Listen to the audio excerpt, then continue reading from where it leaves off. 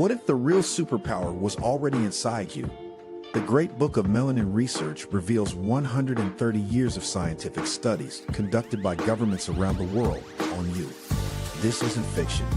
It's real research on melanin uncovering its superconductive, photoconductive, cell-protective, and DNA shielding abilities.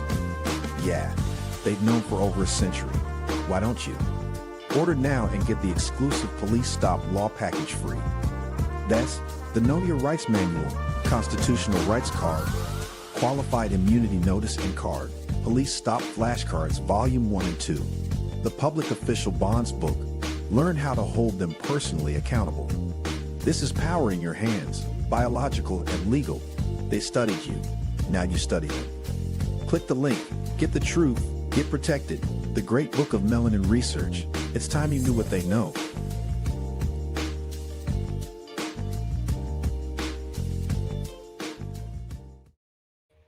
What up, people? Back again twice in 1 week. I know, goddamn. Too much, huh? What's cracking, everybody? On this hot ass Saturn's Day. Back on Saturn's Day. The real day. What's cracking, people? Seems a bunch of you guys were in here already. What's going on? Who was in here? Lester Ingram was popping. You got Melanated Brown, Sam Stone, Divine Sunshine. Was that Shalon Mitchell? Oops, let me get Brian Rich, Kevin Wise, what's cracking? Alchemical Empress, Christopher Ellis, excuse me, BYG Mac. Oops, let me roll. Travion McClinton, Travis Bailey. That's Copper King, Golden Jack. Man, come on with these long ass goddamn names. What the hell wrong with y'all? What is that? SBD Truth Writer. Let's see. We got DJ Sherm, Jesus. What is that? Ask Viewer. What is that? Ask Viewer? Oh, Ask You Viewers. All right. Meaning you view things to the side. Okay, I got you. Got you, Lester Ingram. Was that Magoo Burger? Mr. Goo. Oh, Mr. Good Burger. Damn. True to 8. Balance Hard Knowledge. What up, Roderick Rose? What's Pop Lockett? Was that Melanated Mastery Talks by Jedi? Y'all in these damn long ass names. Y'all hilarious. What up, JR? Ellison Gray. Hey, make sure y'all like, share, and subscribe because you see they trying to shadow ban me, man. They put me on the heavy shadow ban. It ain't gonna get no better after today. after I talk about this is when they really started shadow banning me when I start talking about this UCC stuff. We're gonna go back into it again today. So I don't know how it's gonna go. But what up, Dr. Paul? What'd you say? Doing a double shift this week. That's right, Roger Gross. Doing a damn double shift. He says, bro, it's very informative, and I can jack a lot of his viewers. I can jack a lot of his viewers, but son sound like a tether when it continues reparations. So you can jack a lot of my viewers. Is that what who the fuck is this? I'm so glad I just saw this shit. First of all, nigga, who the fuck is this motherfucker? And bro is very informative, and I can jack a lot of his views. Oh, his views, not viewers. My bad. But son sound like a tether. What's a tether? I don't know what that is. I don't know what a tether is. That's some woke black stuff. I don't know what that is. When it comes to reparations and other than that, son's valid. All right. I appreciate that. But do you know about anything regarding the law of reparations? Do you know the difference between reparations and restitutions? If you got your arm cut off, would you want it repaired or would you want it restored? Think about that. Look that up and then tell me that you still fuck with being repaired. other than being restored. And if you don't know how to be restored, then you don't need to be talking about reparations because that's illegal. They've already written laws against reparations. So you need to figure another way out. And a better way is for you to be restored. Restitution. Go look up that doctrine. Again, you got your arm cut off and your leg cut off. Do you want it repaired or do you want it restored? Think about that and then get back to me. All right. So we about to get into it. It's a bunch of stuff that went down just in this last, I was on Monday. It's a bunch of stuff that went down in these last couple of days. But real quick, let me get that off. Everybody, appreciate you who made the police stop law package. You bought one. Some people you bought the police stop law package, and I said that you were going to get the you guys, man, what is going on with this? Yo, what the hell? So I said you guys were going to get the free t-shirt, and I said you needed to leave me your size and colors. So again, and when you made the purchase, you guys forgot to leave your size and color. So if you made a purchase of books, please send me an email letting me know the size and color of your t-shirt that you want, and I will get it to you ASAP. All right. Or I could just, if you don't let me know, then once I send it out, I'll just send you a random ass t-shirt. I'm sure you don't want that shit.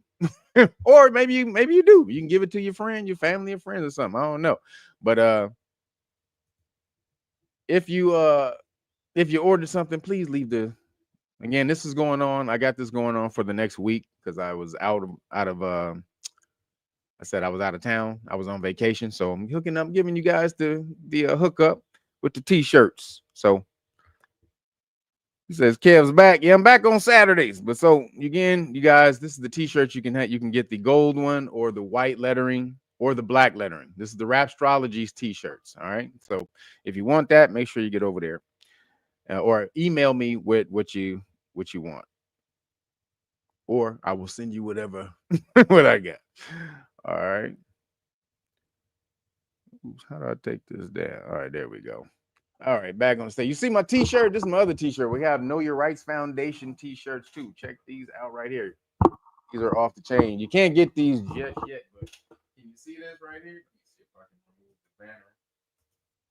But you see this t-shirt right here? Look, Know Your Rights Foundation. But look, can you see the design within the fist, right? So you see the fist, Know Your Rights Foundation around, but do you see KYRF in the fingers? Tell me that ain't off the chain. Tell me this ain't off the chain. You see KYRF going across in the fingers as the boy. Stop playing. Don't play with me. Don't play with me up in here. Y'all know this off the chain. Come on now. You can get these. I'll be posting these at. Oh, you can actually go to shopkyrf.com. I think that's the website we have all our merch on. So you can go to that shopkyrf.com, or it might be the other way around, kyrfshop.com. Either one of those, you'll whichever one works, you'll be able to find this t-shirt. But man, thank you, WD. Thank you. Hey, man. Hey, I saw this. I was like, God damn, that's a hell of a design. The KYRF in the fingers? Come on now. In the fingers? You said, I want the picture in the background. Oh, the Naga news. I might put that up for print. Those this is custom design. This is one of one. But I may put this up here for later designs. So real quick, everybody. So again, you saw the promotion. Make sure you go out to realnagas.com. If you get the Great Book of Melanin Research, boom, the hard copy, you're going to get the whole police stop law package. You see that, Know Your Rights Manual, Public Official Bonds book, Qualified Immunity Cards and Notice, and the Flashcards. So, and you see This is what you get on the constitutional rights card right here. With all the law, I'm not going to show you the law on the back. That's the real law. And then you also get your qualified immunity. This is the card, but it's the notice as well. Boom. And it comes with all of that. Now, I'm going to show you guys, someone got pulled over with their documents and sent me the video. You should have seen it. It's on my website. But for those who haven't seen the video, let's see what's popping.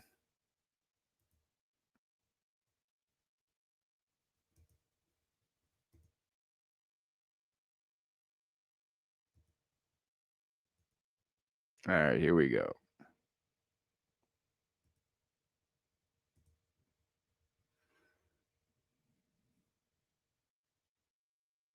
Another man officer.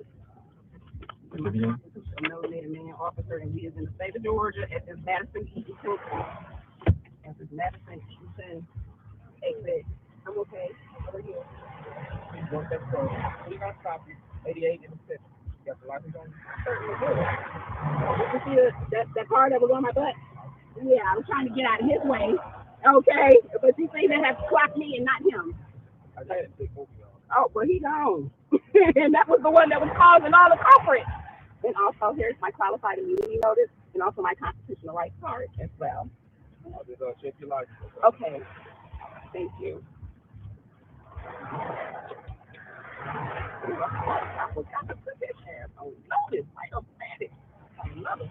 I'm supposed to get him. I gave him a little shirt. She should have gave him the notice too, but it's okay. Let's see what happened. This is my first time using Know Your Rights Foundation document. Let's see what happened, y'all. We walked in too slow. We walking so slow. I ain't never seen no public doing this slow.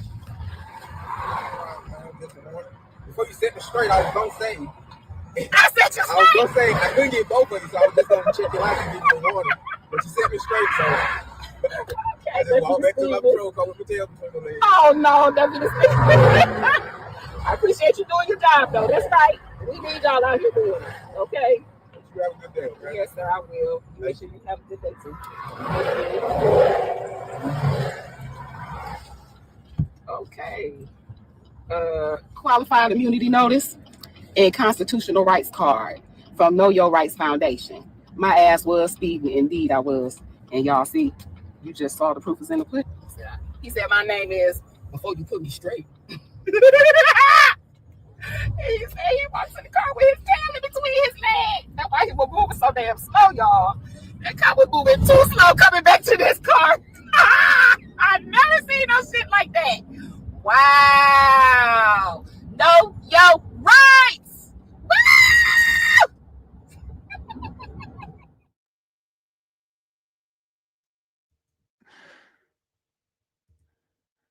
There you go. Shout out to Ayana. That's the she is a ball of energy, ain't she? Shout out to Ayana. She killed it. He said, what'd you say, WD? Or no, that's Nama. He says, I was about to say input something, but then the monitoring spirit said always seeking an angle to exploit FBA. Okay. What he said? The homie didn't want the smoke. Heck no, he didn't. Nah, he didn't want it. He did not want it. She's usually in the chat. She probably working. She's probably doing something today. But shout out to Ayana. She's usually in here. But she got the documents and she used them. And that's how you do it. She was cordial. See, she wasn't angry about it. She said, here's my driver's license and my constitutional rights card and my qualified immunity card. She announced it. Let him know what he was getting. You want to do that. Get that on tape. Let him know. Yo, don't just hand him the card. You say, Leo, this is my constitutional rights card. This is my qualified immunity cards and notice. Then he already know. Boom. When he hears that, bam, he's already on alert. Bam. He knows what he knows. You know what you're talking about. So, again, shout out to Ayana for hooking it up. Says she just dodged a ticket, court date, and some and some beer. 90. Now, let me say this. She should not have been driving 90. We've already had this talk. Right, Ayana? Don't be driving 90, girl. What the hell you doing? But I was doing, he was going 92. That no. Slow your ass down, girl. Goddamn. But again, shout out to Ayana. She killed it. She killed it. KILT. She killed it. So again, though, this is what you get. Again, go to, if you get the police stop law package, boom, you get, or the Great Book of Melanin Research, the hard copy, you get the whole police stop law package. Boom, right there. All right. You get all of that, what you just saw. And also, real quick, for this week, I have something new for you guys. If you guys, because there's going to be a lot of things going on, events going on, things if you want to be as far as being activist, being, you know, activism stuff. Now, I will say, I don't necessarily, you know, recommend going to these things, but if you have to go to something that's really important, that's pressing the law, or that's really pushing some type of policy, and you want to be known out there, so and you don't want to get mixed up with the riffraff, so Know Your Rights Foundation. Right now, we have the press passes, the KYRF Know Your Rights Foundation press passes. So when you're at these events, and they say, well, let me see your press pass, or when you're recording police officers or anything like that, they ask you, do you have a press pass? And you really don't need one. Actually, let me just say this: you really don't need a press pass if you know the law. However, if you stumble with the law, you don't really know how to assert your rights, then boom, we have Know Your Rights Foundation press passes. And this is what it says on the back. Notice to all police officers, the bearer, the bearer of this Know Your Rights Foundation press pass expressly reserves all constitutional rights and chooses to exercise the First, Fourth, Fifth, and Sixth Amendments thereof in the presence of or detainment and arrest by any police officers or public officials. These rights include, but are not limited to, the right to freedom of speech, freedom of press, the right to freedom of speech, the right to lawfully assemble, the right to remain silent, the right against unreasonable searches and seizures without a warrant. The bearer of this press pass does not consent to searches. The right to lawfully record police officers in public, the right to not be unlawfully harassed or profiled by police officers due to my race, religion, or creed, and then the right to legal representation. And it has our website on the back. In the front, though, this is our QR code. This leads to the Know Your Rights Foundation website. So they know you ain't with the shits. They know you really about it. You want that legal smoke? You got to have the legal hands. And these are the legal hands when they come at you with the legal smoke. So for this week, as I said, when you order with the shirts, I'm going to throw in a press pass, a free press pass for the people who order the police stop law package, or the Great Book of Melanin Research. And I'm going to throw the press pass in with the police stop law package. All right. So again, go to realnagas.com. This is how you hook it up. Boom. Get your gear. All right. Also, as you've seen, make sure you go to patreon.com/realnagas and sign up to the status class level. At the highest level, I will give you your paperwork for free. All right. If you can explain it. We're building this law army, and it's going to be awesome. When this army when we finish getting this army, I mean, you're gonna wish, like, damn it, I should have got in at the beginning. Yep, you sure should have. You damn right, you sure should have. Because what I tell you today, Trump is coming after people. Police state is in full effect. Biohacking visas, biometric visas, and all that. I mean, he just gave $30 billion to create biometric visa tracking. Who you think that's going to go for? He's saying it's the illegal immigrants first, but you know where that's going? It's going on your ass first. So, all right, everybody, let's get into it. So, bam. Oops.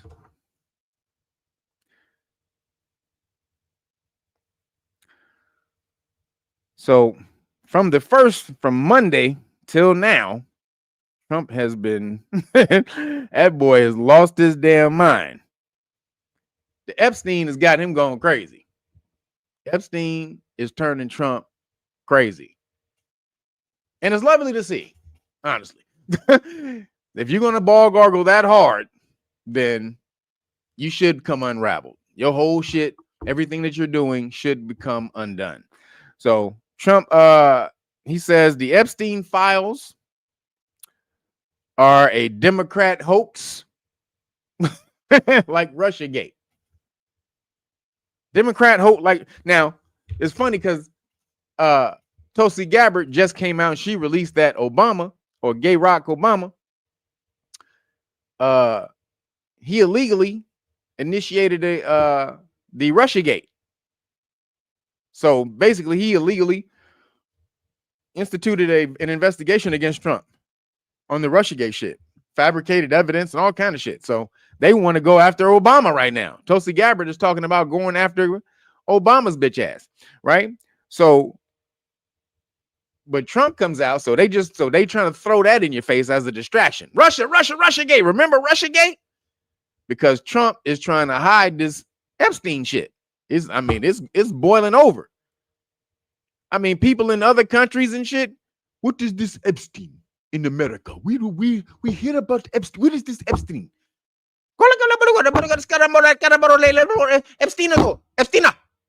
Epstein. What? Now, I don't know nothing about Spanish. I don't know what the fuck I just said. But I know I said Epstein in there. And they know they said Epstein. So what the hell is going on with Epstein that you got people who don't even speak English throwing Epstein out there? Because Trump won't let it go. All he had to do was just not say nothing. Then at the press conference, he tripped out. We're still talking about this guy? We're still talking about this creep? What about, come on, what are we doing? What are we doing? Huh? Like, nigga, why you? We're only talking about him because you said you was going to release the files. Remember? That's otherwise, nobody would have gave a shit about it. You came out and said on like 2 or 3 podcasts, yeah, I'm going to release the Epstein files. Then, after your bitch ass got elected, everything will be revealed. Everything will be revealed. We're going to release all the files. You said that shit right after you got elected. So why are we still talking about this guy? Maybe because you are still talking about this guy, Trump. So this nigga is hilarious. So he said MAGA needs to move on. And MAGA meaning the whole country, the whole world, really. MAGA needs to move on. He says, yep, he tripped himself up on that one. You damn right he did. But you need to move on. No matter what I said. I know I said I promised everything would be revealed and all of that. I know what I said. I know. But you need to move on. We found some shit in these files that says you need to move on. Like, wait a minute, what you find, Trump? A memo that said you need to move on. That's what I found it right there. It's right there. You don't see that right there? It says you need to move on. Right there. You don't see that? Yeah. I might have cut and pasted it in there, but it's in there. Yeah, I copied and pasted it, but it's in there. Move your ass on. Like, nigga, wait a minute. I don't think we want to move on. Then he went on the meltdown. He had already went on the meltdown when he slammed reporters. This nigga killed the reporters. He said, his supporters. This nigga said, if you believe this shit, this is what he said. Quote, let me get the quote. Hold on. Quote, he says, any of his supporters who believe this shit, this is a quote, then I don't want their support. Yo, Brandon Terry, appreciate you. Thank you for the Cash App. Everybody want to support with the Cash App. Hit the Cash App. Real Nagas, the number 9. Appreciate you guys for supporting. Back on my shawarma. Had some shawarma there. It was so damn good. I can't eat it every day like I used to, but damn, goddamn it, it's good. So you want to dip me up on my shawarma donation? I appreciate you. But so he said he don't want they support no more. He basically just shit it all over MAGA.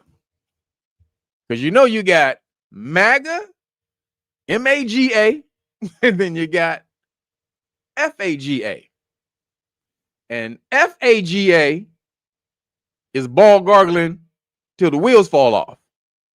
They are koala bearing his nuts until the wheels fall off. They just gonna. You seen a koala bear hug a goddamn tree? That motherfucker don't move, do he?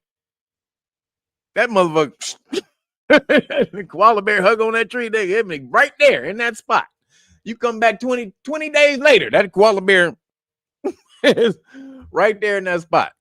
So that nigga is koala bearing, or the FAGA is koala bearing Trump's nuts, and then Trump is koala bearing Kazaria's nuts, New Kazarian's nuts. So it's a whole lot of koala bearing going around this bitch. What the fuck, man?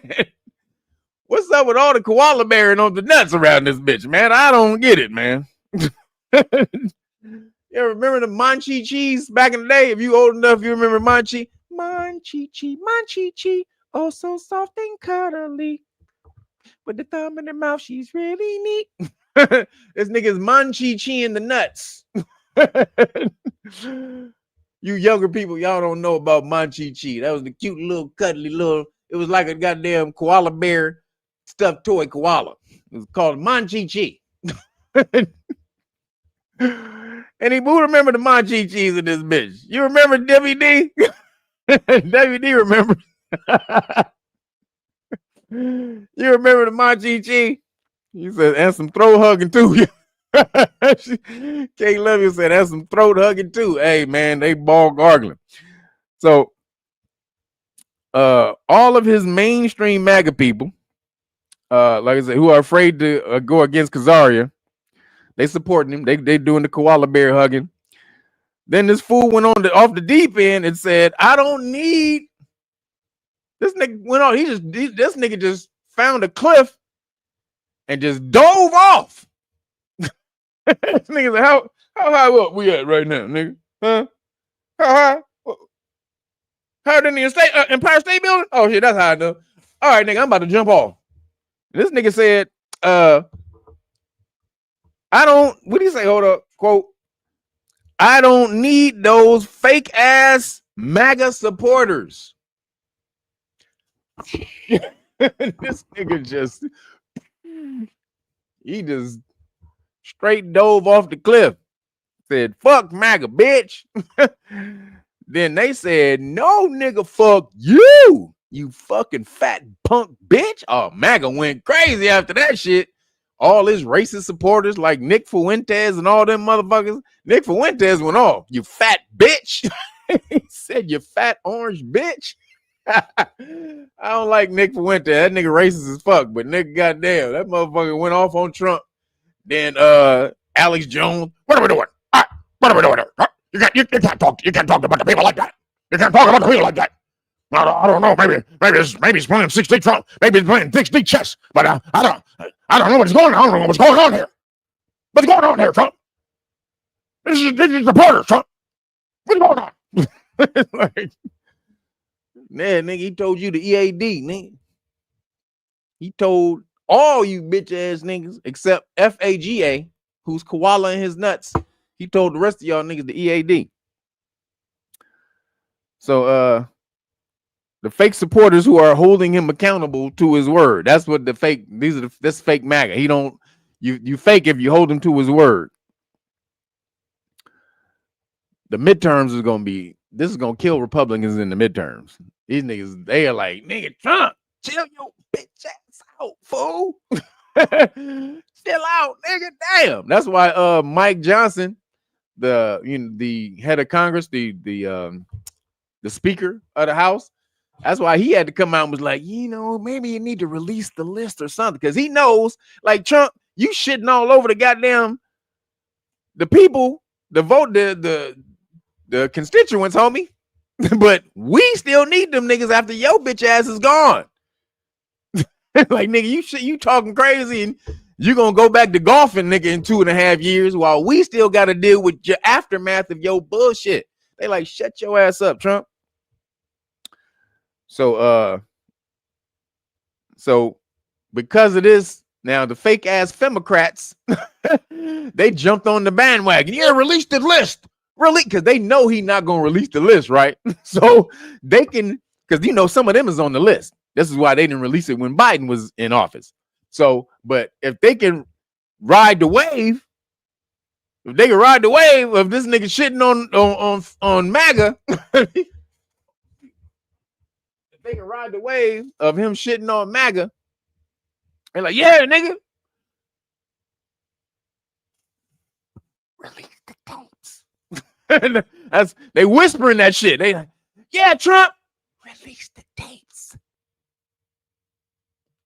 Release the tapes. They like, nigga, wait a minute, speak up. What'd you say? What'd you say, Hakeem Jeffries? Release the tapes. What? I ain't say nothing. You know what I'm saying? You got a little something in your throat there. Yeah. Nigga, Hakeem Jeffries is full of shit. All the rest of it. Mike Johnson, he didn't say it with his chest.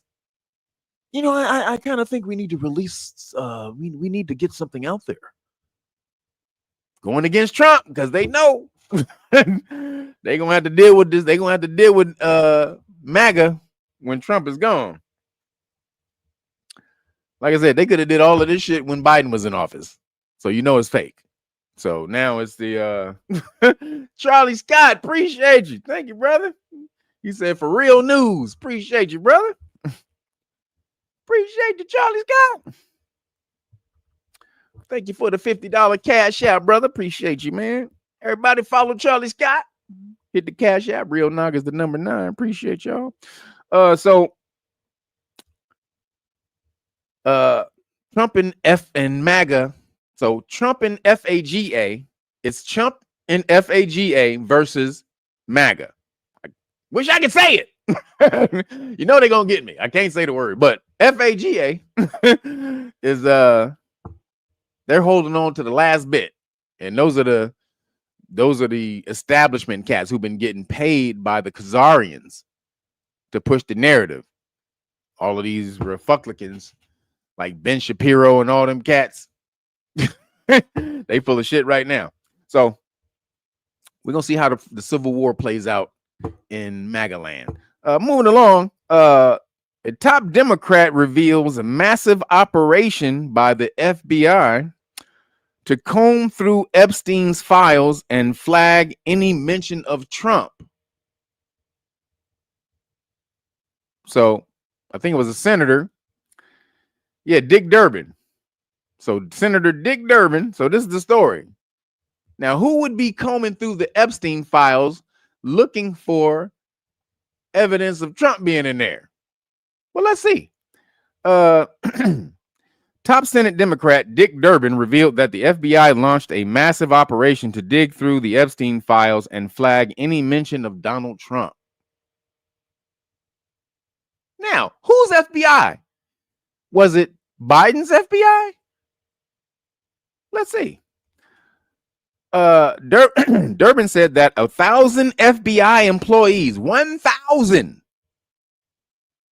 employees were ordered to work 24-hour shifts and review about 100,000 pages of documents related to the prosecution of Jeffrey Epstein. 1,000 FBI agents working in 24-hour shifts looking over 100,000 pages just for this nigga's name. Who was doing the looking? Well, let's see. Wait, what'd you say? That's fine. We will know the redacted portions are Trump. Okay. Then what'd you say, Roger Rose? Can they be prosecuted for the cover up? Well, we didn't say it was. No one said it was a cover up yet. So this is how it goes. As the senator also noted, his staffers had been told that these personnel were instructed to flag any records in which President Trump was mentioned. Durbin, the ranking Democrat on the Senate Judiciary Committee, revealed the details in a letter to the FBI, revealed the details in a letter to FBI Director Kash Patel. So it wasn't Biden's FBI. The letter was written in response to a July 7th memo from the Department of Justice that directly contradicts previous statements from the Attorney General Pam Bondi. He then included a laundry list of statements made by AG Bondi that promised to release the supposed client list along with other incriminating evidence. Now, this is quote, who made the decision to reassign hundreds of New York field office personnel to this March.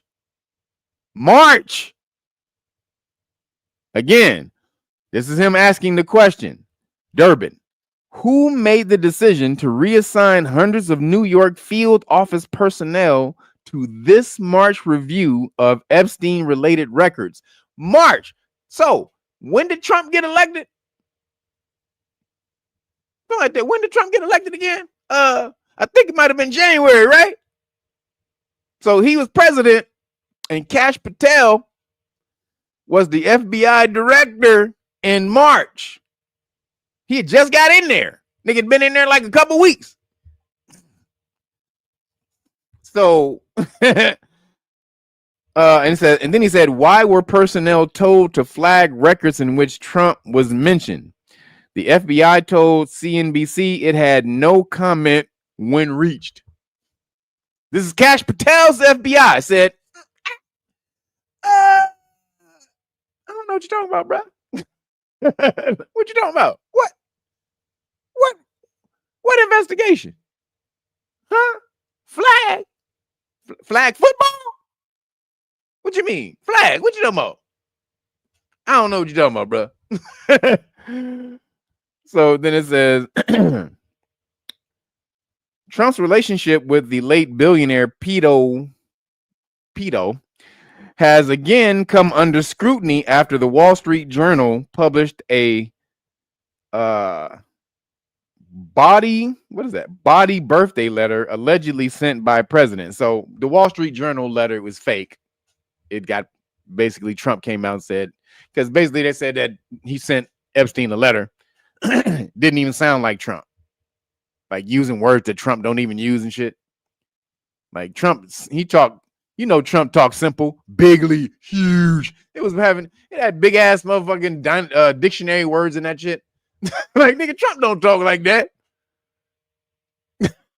Trump don't use them words. Stop that bullshit. So, who was hiding it?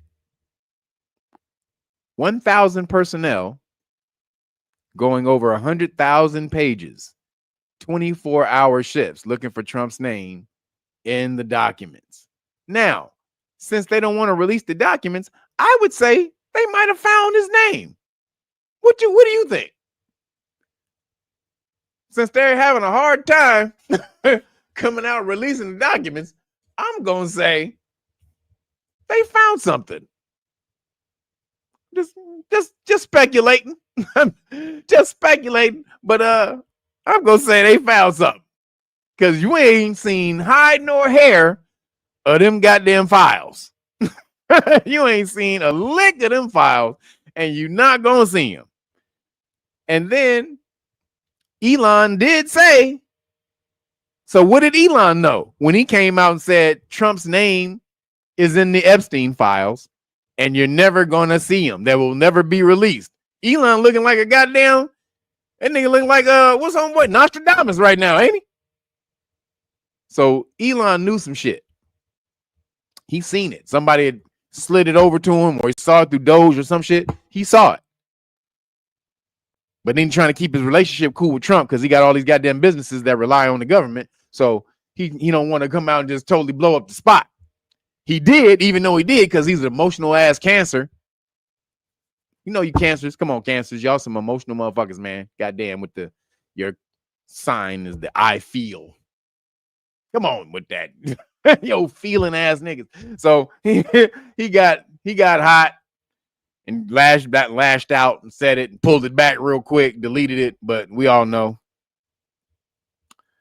You cancers be emotional than a motherfucker, boy. Y'all know y'all be emotional as shit. So we'll see what happens with that because, you know, Kash Patel, like I said, that was under the direction of Kash Patel as soon as he got into the FBI office. But then check this out. It comes out that Kash Patel allegedly may have been caught in in one of the Khazarian honeypot schemes with his little 26-year-old girlfriend. First off, Kash Patel, you know that. Look, if you look at Kash Patel girlfriend and look at Kash Patel, you know goddamn well this little 26-year-old girl was not trying to get at Kash Patel. Nigga, that nigga look like a goddamn like a little marmot or like what? No, what is that? One of them little the honey badger shits. Nigga look like a goddamn honey badger, like a little. This motherfucker and his girl is fine as hell. Leah, thank you for the cash app. She said for the salmon roll. What you know about the salmon roll? The baked salmon roll, girl. That's right, that baked salmon roll. About to give me one of those. About to give me one of those as soon as we finish, girl. Appreciate you. But if you don't know about the baked salmon roll, do yourself a favor. Look up a sushi place in where you are and see if they serve baked salmon roll. It's California roll with salmon wrapped around it, cooked salmon, baked salmon with some eel sauce and some other sauce. Boy, y'all don't know nothing about that around there, boy. That's why I can't leave LA. God damn it. But so Kash Patel, honey badger looking ass. No, it's not the honey badger. What is that? The Wolverine? Is it the Wolverine or the honey badger? I think it is a honey badger. That nigga look like a honey badger. But so this motherfucker got a 26-year-old girlfriend who supposedly works for a Khazarian shell company. And we all know that Kash Patel is a Khazarian ball gargler. So, but long before, he said that he was devoted to New Khazaria, him and Bongino. So that's why they've been hiding all the Khazarian shit. So then, like I said, it comes out that allegedly his girlfriend is the honeypot. Then the honeypotted this nigga Kash Patel, which is why he came out and said, yeah, he killed himself.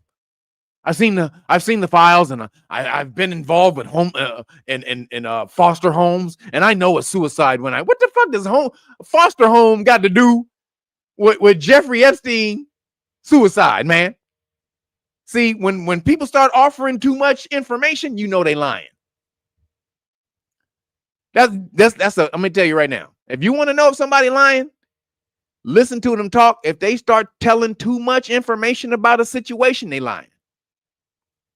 See, they're trying to color it. It's called color commentary. When I need to make you believe some shit, I got to color it up. Yeah, we was over here. We was standing on the corner. You know what I'm saying? This fat girl walking down the street. She had big old ass on her. I was like, God damn, girl, you had a big old ass. You know, we was shooting dice on the corner. And then this motherfucker jumped up and said, hey, nigga, that's my girl. What you talking about? I was like, nigga, I don't know what you talking about, nigga. I was just admiring her ass. And, you know, and boom, boom, boom. And when niggas start talking too goddamn much, you know he lying. Kash Patel, during his interview with Fox, this nigga was talking his ass off. Yeah, and I've seen the files, and I'm just gonna say, you know, there was no one who could have gotten into the shit. We've seen the video, and the video's gonna come out, and it's gonna show everything, and you know, and I've I looked at the files, and I've been in foster homes, and I've been a lawyer, a prosecutor, and did I say foster homes? Yeah, I've been in foster. I've seen foster homes, and in foster homes, I know about suicides. What does a foster home have to do with Jeffrey Epstein killing himself? I'm just saying. I'm just offering information of my background so that you know that I know what I'm seeing. When I look at these things and I tell you that I know what I'm looking at, that you believe me, right? You believe it, right?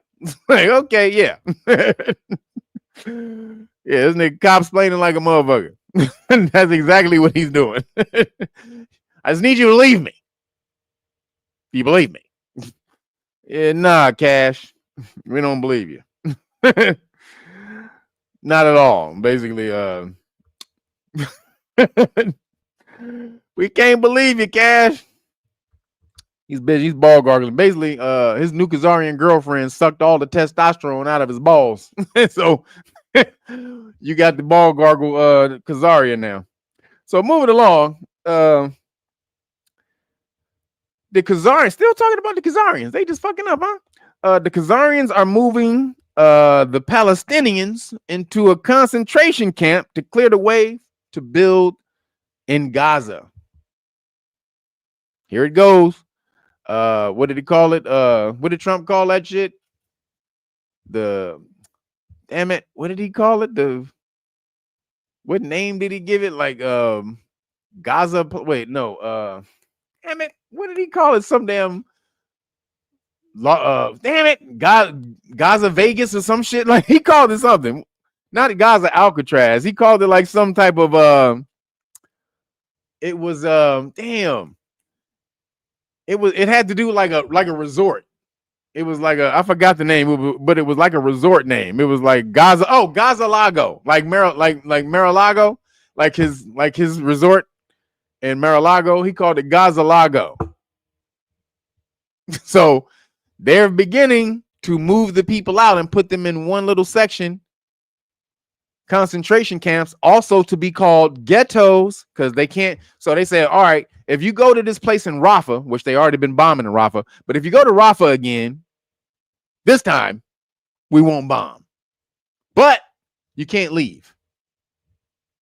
You can't leave. You got to be in there. Once you get your ass in Rafah, we're gonna lock that shit up, and you can't leave. But we won't bomb. How about that? That good? Is that okay? No, that ain't good. No. What else do you want?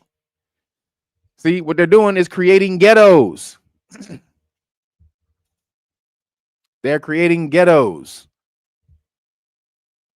So just like they used to be in. These niggas are, I mean, history comes around like crazy.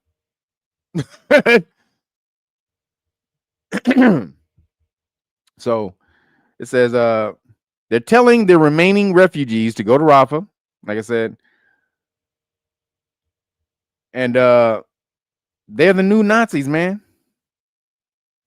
They're what was it? What was the word? There was a word that I came up with the other day. Man, if I remember it, I'll tell you. It was a good word combining the two. But if I remember it, I'll tell you. But the Khazarians are the new Nazis, and like they told you, remember in the House of Rothschild where they locked those people up in the ghettos? That's what they're creating over there. So their stock is going down. The whole world is seeing this, and no one's going for it because moving along, 20 countries have said, fuck this. If America won't do anything, then we have to step in and stop it. So 20 countries held an emergency summit on July 15th and 16th, this past week, to declare, this is quote, concrete measures against Israel's violations of international law. 20 countries are coming together to stop these niggas. So not in the UN with resolutions and all the rest of that. Nah, they like, fuck that. You niggas don't listen to that shit. That don't mean a goddamn thing. So what are they going to do? So the meeting was co-hosted by governments of Colombia and South Africa. Basically the people that Trump shitted on. and said that they were committing suicide, the South Africans. The meeting is to coordinate diplomatic and legal action to counter what they describe as a climate of impunity enabled by New Khazaria and its power allies, meaning the United States. So they're really doing this against Khazaria and the United States because the United States is the one who keep allowing Khazaria to do this shit. So they're like, fuck both y'all, right? They like, fuck all y'all. So these are 20 countries. What are they going to do? They said they're going to stop the shipments, armed shipments, and aid to Israel at the ports of their countries. So they get shipments from America going through their own ports. At their ports, if any shipments going to New Khazaria, nope. That's a wrap.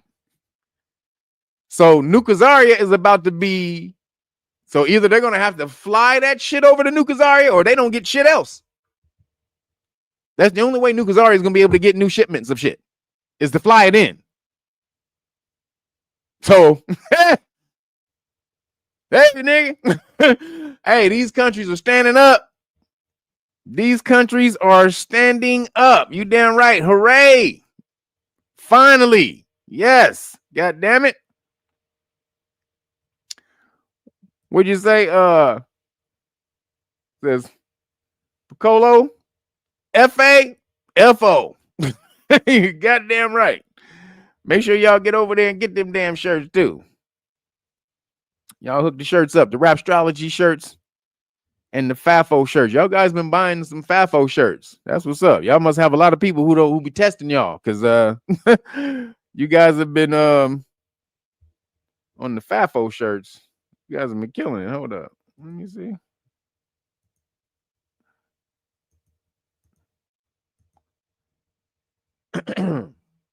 Hold on, where is it?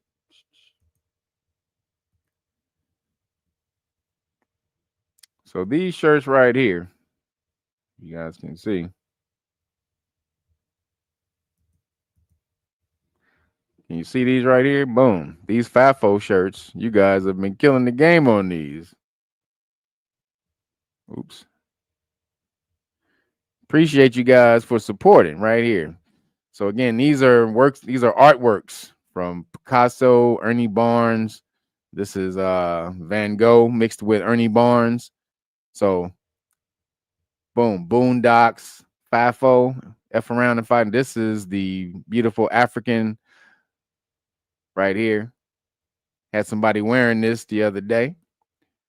Off the chain. You see, this is another Ernie Barnes. This is the yin and yang FAFO. So appreciate you guys for supporting over there with the FAFOs.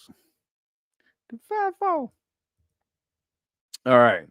So shout out to those 20 countries for making America or seeing if America FAFO, because they're stopping everything. And that's what we're talking about. Finally, America and New Khazaria are falling.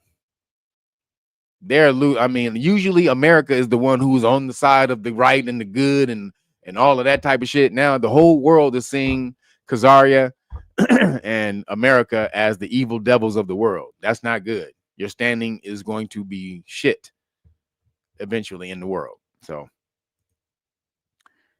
get that book of Melanin Research. Man, I'm trying to tell you.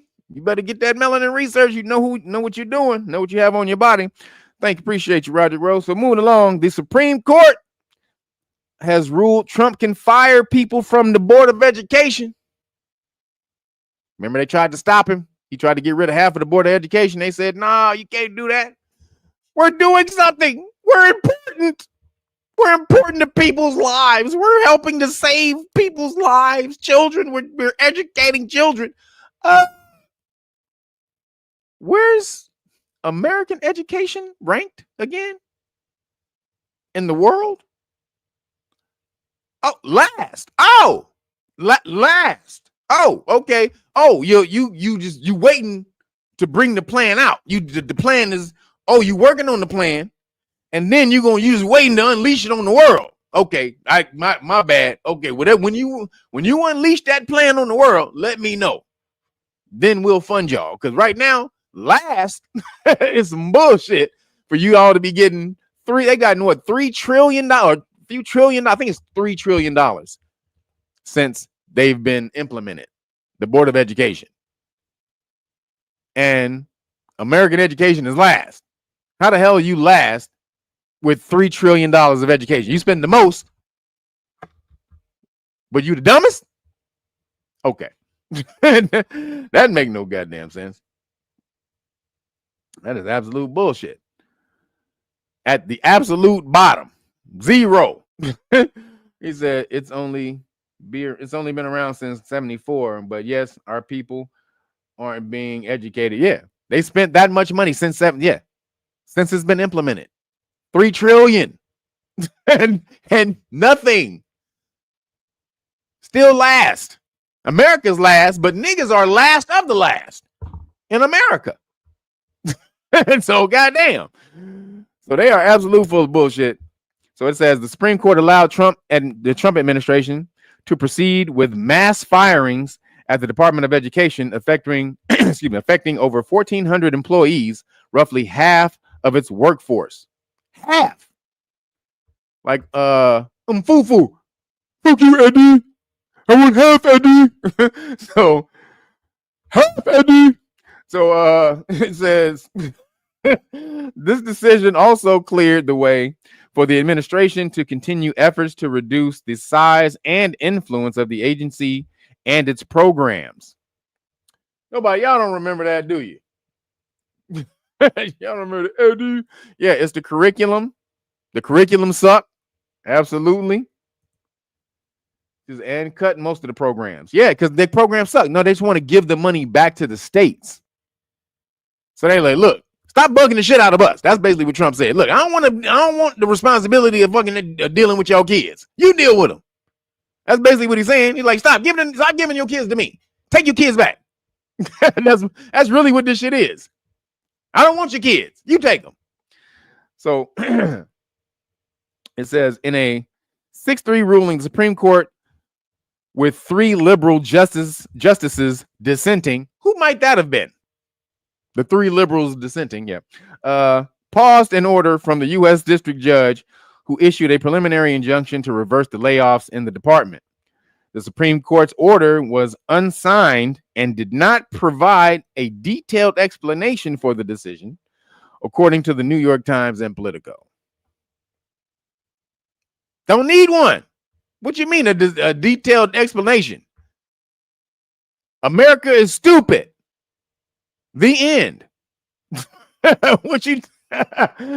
Yeah, fire all them motherfuckers. If you was at any other job and your job was to educate people and you weren't educating them, then you get fired because you're not doing your job.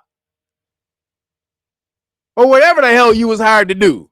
If you weren't doing it, you get fired. But no, not in this case. If you work for the government, you're supposed to be able to work for the government forever. Fuck that shit. No matter if you're doing a good job or not. Oh, hell no. The government is not a jobs program.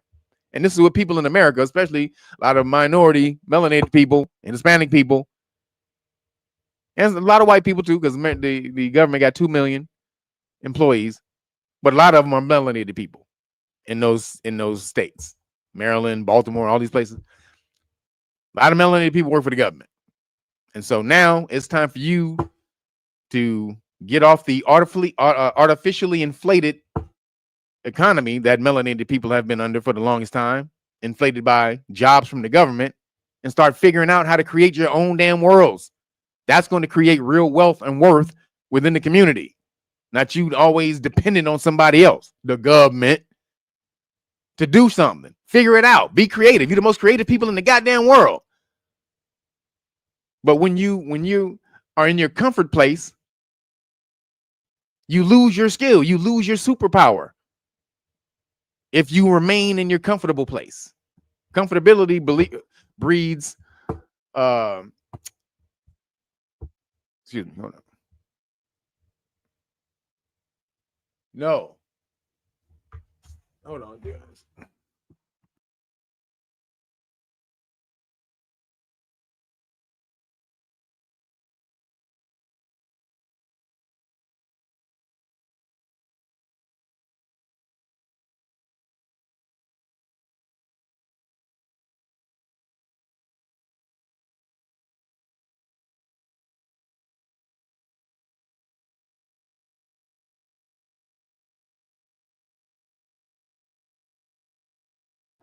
Sorry, somebody's at my door.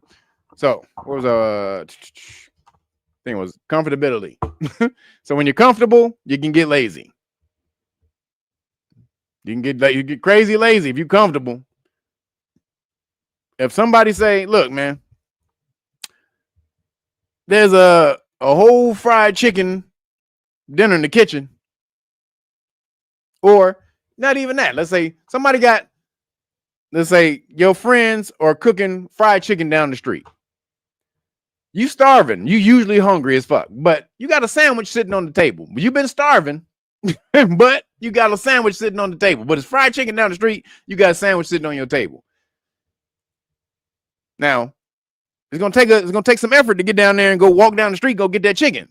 But that's gonna be much more satisfying if you exert that effort.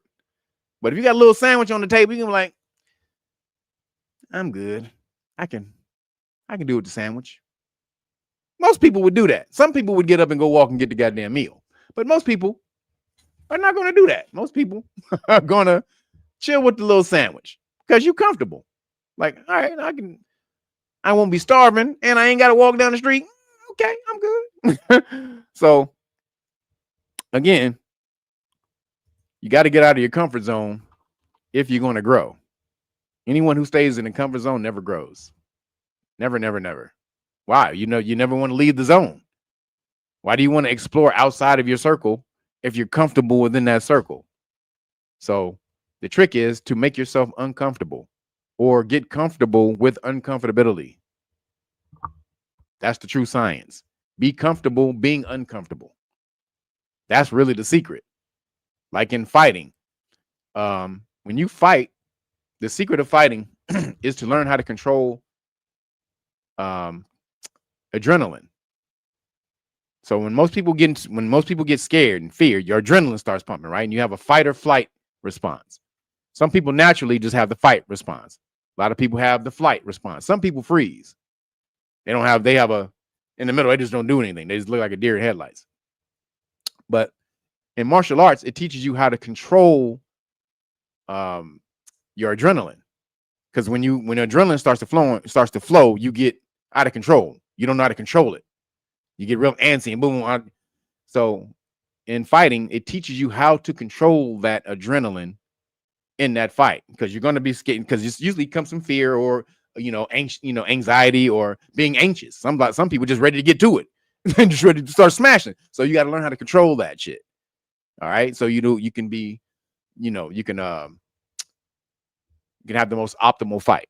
So same thing. Anytime you're in your comfort zone, you got to learn how to be uncomfortable. Being comfortable, being uncomfortable. So moving along. So the Trump administration, again, we on Trump, is using the immigration crisis to create a police state. It's the Trojan horse, y'all. Now, I told you how he had ICE sweeping through MacArthur Park a couple weeks ago, and he needed it because all them damn drug dealers and prostitutes and all that shit over there. And MacArthur Park is run by the cartels. That's why it stays like that. The cartels keep funneling money over there in that area, or drugs, but money and drugs. So it stays like that. So Trump went through there. They weren't even looking for illegal immigrants. They went through there showing like, yo, this shit is about to end. All of this not the homelessness, because homelessness is not a crime, but all the drugs and prostitution and all the rest of that shit, this shit ends. And he swept through there, cleaned up the whole goddamn park. Everybody moved all these bitches out. That was great. Now, however, it should have been done by the city, not the federal government. That should have been done by the state, not the federal government. However, when you have the city and the state who wants to keep this shit going like this so they can use it as a political football, what are you supposed to do? What's supposed to happen? We're just supposed to keep living in shit and squalor and crime and all the rest of it, so the Democrats can keep, or the Democrats can keep using this shit as a political football. We need to, and remember this I'm gonna say this real quick. Once you notice this, you're never gonna be able to not see it again. Whenever you watch a politician, and especially a Democrat, whenever you watch a Democrat, it's all politicians, but it's usually Democrats. But whenever a politician is seen not doing their job or what they campaigned on or what they supposed to be doing, not working for their constituents, and then they get called out on it, always listen for this right here. They're going to say, we need to, we have to, we got to, we must, or we're going to. Listen to those things. They'll never say what they're doing. They're going to say, we must do this. We have to get this done. Or we should have done this. Or they always allude to, we know what the problem is. So making you think that if they know what the problem is, then hey, they can fix it. If we just speak to the problem, see, that's a trick. Making you think that if they know what the problem is, then yeah, they're gonna fix it. Fuck that. No. Do something. Watch Hakeem Jeffries every time he get up there. When he always doing what you ain't gonna ever be able to miss this. When Hakeem Jeffries starts speaking, he always doing this. And we got to get ready to do what we need to do. And the MAGA extremists, Republicans, and we got to get, and we're going to need to, and we have to get this done. And we know we have to get, like, nigga, what are you doing with that goddamn? What the fuck is that, nigga? You look like goddamn one of them fucking Tyrannosaurus Rex arms and shit. We need to.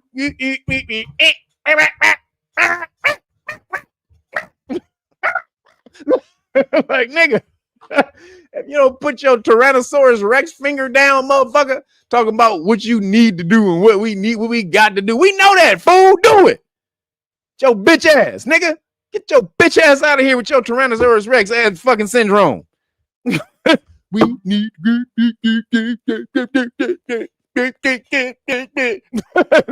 do that shit every time. Every time he come on TV, I make fun of that shit. Motherfucker. Fucking that damn Down syndrome arm and shit. That handyman arm.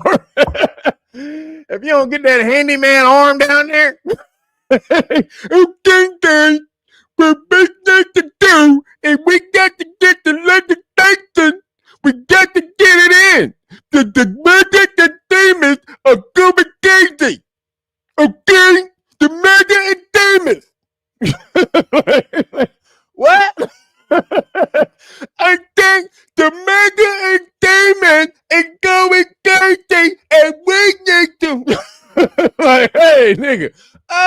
Get somebody up. Can we get a translator? Hey, do you speak Jeffries? Huh? You speak Tyrannosaurus Rex? Can you help him out? Fan.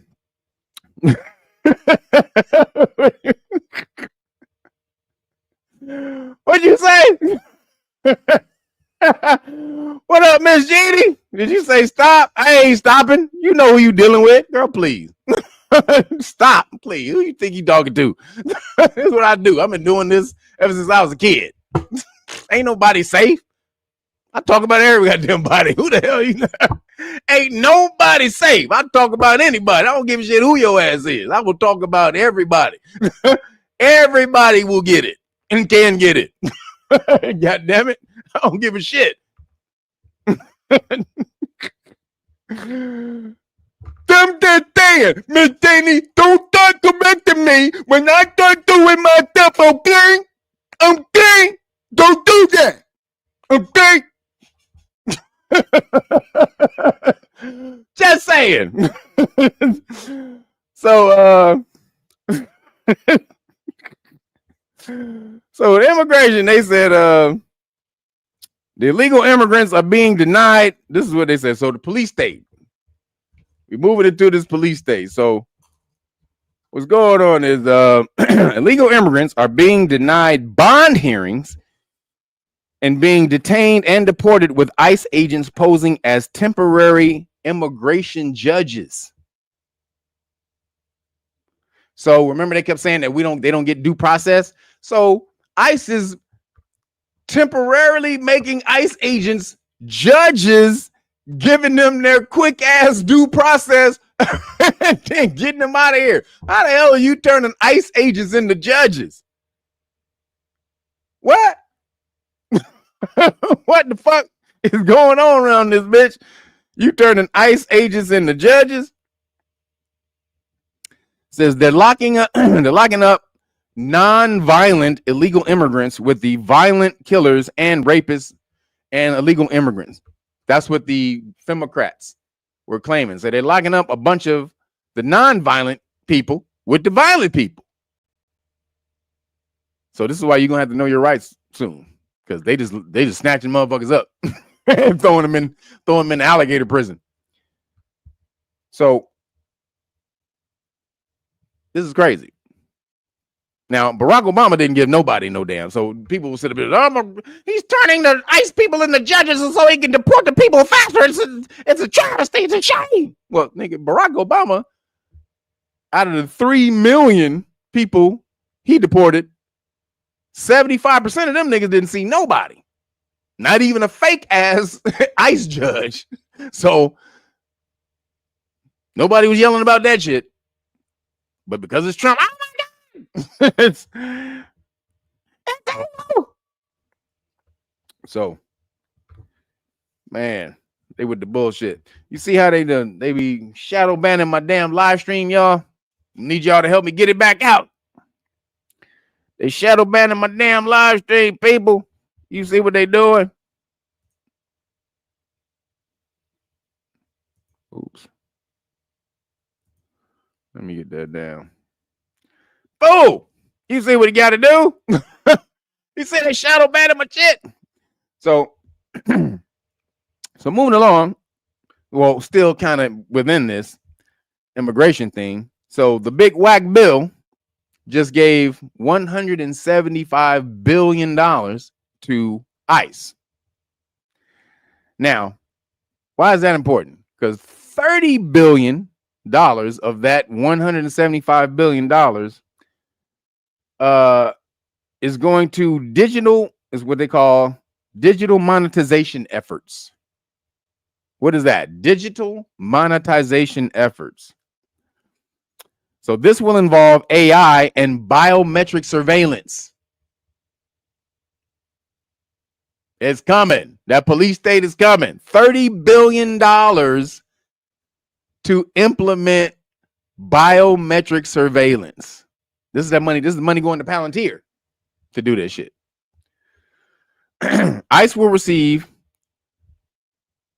$2.5 billion specifically for artificial intelligence systems, biometric data collection platforms, and digital case tracking. So it says, so $30 billion goes. So that's the complete digital monetization efforts. That's going to be the complete program. But ICE will get $2.5 billion specifically for artificial intelligence systems, biometric data collection platforms, and digital case tracking. These systems will eventually be turned on Americans, said the reporter. This is the reporter who was reporting this. So it's going down. It's going down. God dang it. Hold up. Did I miss anybody? Charlie Scott, appreciate it. So biometric surveillance. All that's eye scan, facial recognition. Biometric, what do it mean? Life metrics. The walk of your gait. Like how you walk. Everybody walks with a different gait. So a computer can map your gait on how you walk. And even if you have clothes on, you're masked up and all the rest of that, the computer can say, oh, that's Miss Jeannie. I see you. I see how you crip walking. You girl, did we trying to hide? I see you, Miss Jeannie. So Just kidding. Just kidding, Miss Jenny. They gonna catch you, girl. But the biometrics, that's it. They can see, you know, handprints and all the rest of that shit, fingerprints, all that. Your life metrics. That's what that means. Your life metrics. What'd you say? You have a different what? Have a different walk for each of the day of the week.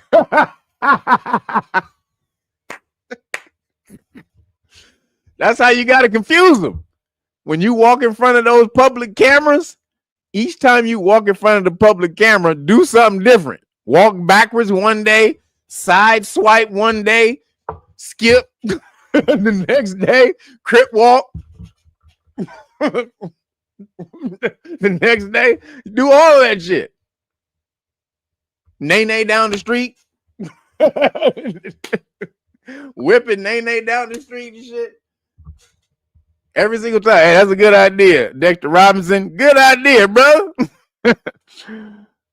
So moving along, speaking of illegal immigrants,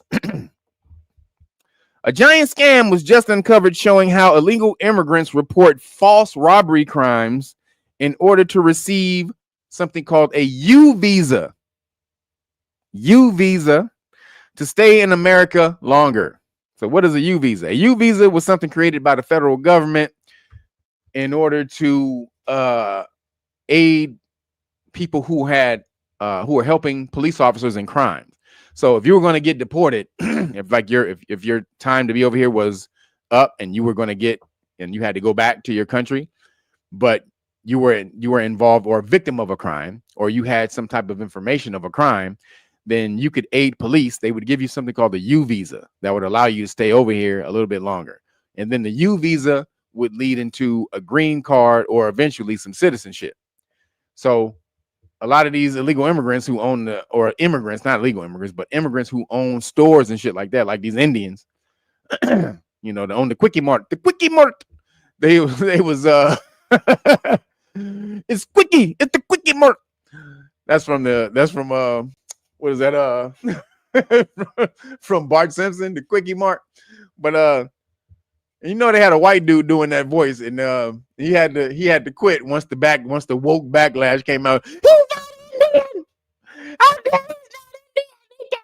He can't do the voice. He's not Indian. No. Like, bitch ass nigga, I'm acting. It's called acting. I can't act like a motherfucking Indian because I can't see you and act like mother. What the fuck is that, man? This is some dumb shit. So they fired my man from the Quickie Mart. They fired the Quickie Mart guy. But the real Quickie Mart motherfuckers is scamming niggas. So what they're doing is they're paying police officers. So this is happening in Louisiana. They're paying police officers to file false crime reports. So they would come out, police officer come to the goddamn restaurant or whatever it was, and they say, "Oh, we've been robbed. We've been robbed, sir. We've been robbed. My God, we've been robbed. What can we do, sir? What can we do?" Well, what was the description of the person?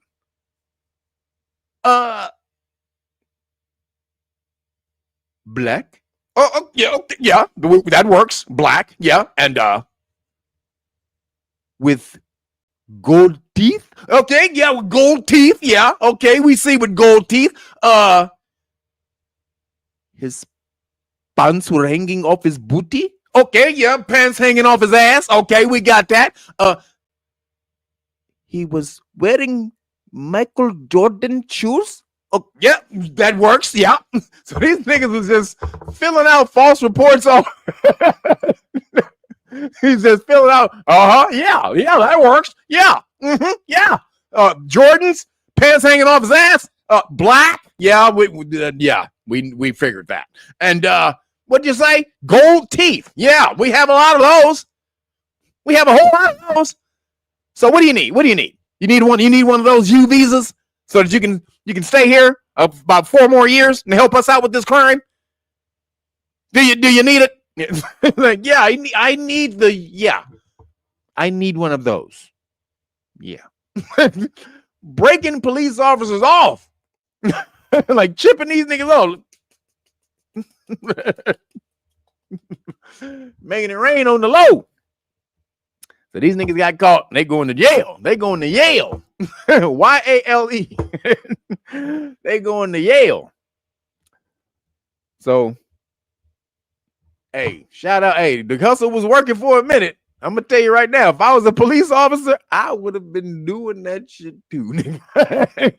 I ain't even fronting. I would have been doing that shit too. You said the African Union, autochthonous. What'd you say? Are you going to discuss the? Why would I discuss that? Why would I just discuss that topic right out of nowhere? Did you send that to me through telepathy or something? Did I? Why would I just have that on the menu? That's something you thinking about. Why would I be? No, I'm just messing with you. The union claiming autochthonous American Indians in the U.S. as their sixth region. No, I haven't seen that. I'll check it out though. I'm just messing with you, Chris. I'm just messing with you though. I don't need to be on no stand-up, bruh.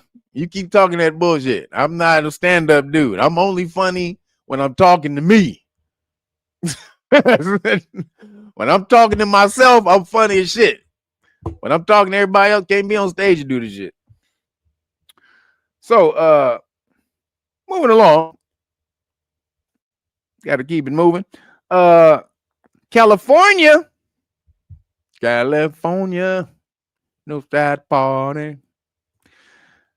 But they don't know how to run a state.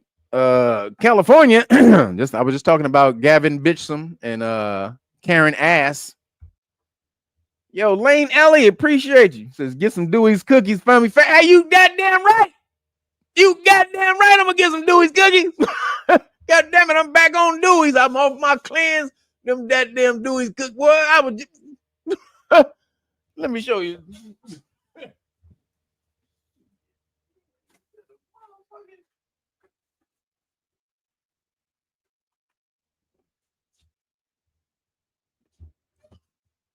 Let me tell you something. Lane Elliott, you ain't said nothing. You see these? There's about 3 more of these in there. Empty. Appreciate you, because I'm damn sure gonna re-up.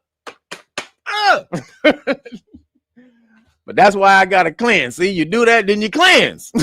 Then you can live a good life. You can enjoy it, but then you gotta back off of it. You know what I'm saying? Right now, I'm in the enjoy phase. So appreciate you. So moving along. What you say? Stay focused. Hey, girl, you ain't, let me tell you right now. This is the best goddamn cookies I ever had in my life. And I've eaten a lot of cookies. These cookies right here, these are the best goddamn cookies I've ever had in my life. Goddamn, these cookies is off the chain. Dewey's need to be paying me. But moving along. So California is trying to push through Senate Bill 549 that will make California a, quote, resilient building authority group.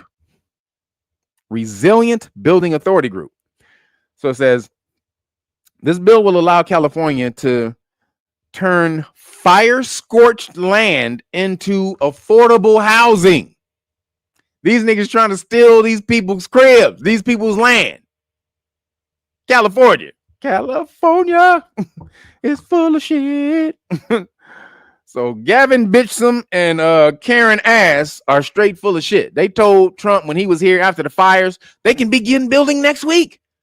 Because he shitted on them. He got her on the spot. He said, when can they start rebuilding? Well, maybe in about 2 weeks, 3 weeks. 2-3 weeks? They want to start rebuilding? And she was lying when she said that. She really meant 2 or 3 years. But he said 2 or 3 weeks? People want to start building now. What are you doing? Well, okay. We can get some stuff moved out of the way and we can do it in about a week. We can get stuff done in a week. People want to start doing it now. They want to start removing stuff from their place now. They have the trucks to have stuff now. Well, we have to go through some. See, they had a plan. They wanted to reallocate that land to low income housing. They want diversity in the Palisades. They think the white people own too much land over there in the good land. You own too much. You got to get some of that shit up. So what they're going to do is, or what they're doing, they're making the red tape take 20,000 years. They're making that red tape take 20,000 years to get through. So they'll basically want to give up and sell the land if it takes too long. And then California can buy it and then allocate it to low-income housing. Because they say, there's not enough housing. Well, okay, so this would lead to believe, or lead one to believe, that these fires might be on purpose. That they may be clearing out land, rich land, to rebuild. So they basically, though, they got backlash. And the rich people was like, nigga, fuck that shit. The rich whiteys was like, hell to the no, bitch. And they had to pull it back. They had to put it back. But California, who is broke as hell, talking about they want to buy the land. California they in $1 billion deficit as far as budget, but they got enough money to buy rich people's land and put affordable housing, meaning broke ass niggas over there, meaning the hood. No, if you put hood motherfuckers over there in that area, they're gonna fuck it up. Just like they do their own goddamn thing, they do the regular goddamn hood. That's the whole point. When you pay a lot of money for shit, you keep it clean. If you don't pay a lot of money for shit, you don't give a damn about it. That's why I need to start charging you niggas for the law. Because offering you guys the law, melanated people, I'm talking to specifically, offering you the law for free, y'all don't value it much. I'm telling you, just being honest. Offering you the law for free, you don't value it much. But if I start charging out the ass for this shit, I promise you I can get a whole lot of white people in this. Because white people know the value of learning the law. But see, now you got to offer the melanated people. All melanated people, y'all don't respect shit unless it costs money. Nigga, how much them cost? Nigga, $50. Nigga, Jordans, $300, $350 for these Jordans right here, nigga. The fuck you talking about, nigga? $350 for these Jordans. You paid what? $50, nigga. Hey, nigga, I don't even need to be in the same vicinity as $50 shoes. You know what I'm saying? I don't want your shoes infecting my shoes. I don't know if my shoes will start breaking down when I get back to the house because they was in the same vicinity as $50 shoes. You know what I'm saying, nigga? Can somebody come get him and roll him away? Him and his $50 goddamn punk ass shoes, them Payless shoes. What you got, Procast, nigga? What the fuck is them? So y'all, everybody in here knows that you got shitted on if you had whack ass shoes. Because niggas don't respect shit unless it costs a lot. But what most motherfucking niggas didn't know is that Jordans cost, especially back in the day, a pair of Jordans cost $100, not $100, but $1.80. $1.80 to make. Yes. $1.80 for a pair of Jordans. So with that means they were 90 cents a piece for one each Jordan. The reason I know this is because I used to have a liquidation business. That was one of my first businesses. Was a liquidation business. I would call up places like Target and stuff like that and see what they had, if they had overflow. And then I would take that overflow or I would call manufacturers first and see if they had overflow and then resell that to Target or places like that. So the manufacturer, if they had like if a product would come out with a flaw in it, like a seam would they had an off seam or a stitch out of place or something like that. Maybe it got discolored in a certain spot, but you wouldn't even notice it, but they couldn't put it on the market. So I would go get that shit and resell it. When I went to look for Jordans, they was $1.80 a pair.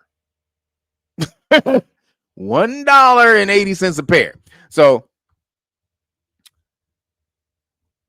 you niggas who be on the overvalue side of the game, you better start looking when people starting to give you gold for free. Y'all better start recognizing that shit, because everybody ain't handing out gold, real gold, not the fugazi. So just saying. So California, they full of shit trying to steal land from. Now, I definitely agree that there should be some type of medium, like if the rent, like if these places they were talking about, the rent was crazy. So you should have some type of level where a mid-level person can come in and purchase that type of land or whatever. But if not, if you stealing it from somebody who already had it. Now, having said that, all of that land at the beach, especially in California, belongs to, if you go back in history, that was melanated people, Aboriginals. Go to Santa Barbara. If you go to Santa Barbara, look on the ground. All you will see is the Aboriginal Native Americans, Aboriginal Americans depicted as the original people of that land, of that area. Like dark skin, darker than me. not like some, not light skinned Aboriginal, dark skin, darker than me. So shout out to Santa Barbara for telling the truth. And they have a whole historical building where you can go look that shit up too and see it. So I would advise, if you got the chance, get out there and you can see who was the original Aboriginals in the Americas, or California at least. So moving along, hold on, I'll be right back.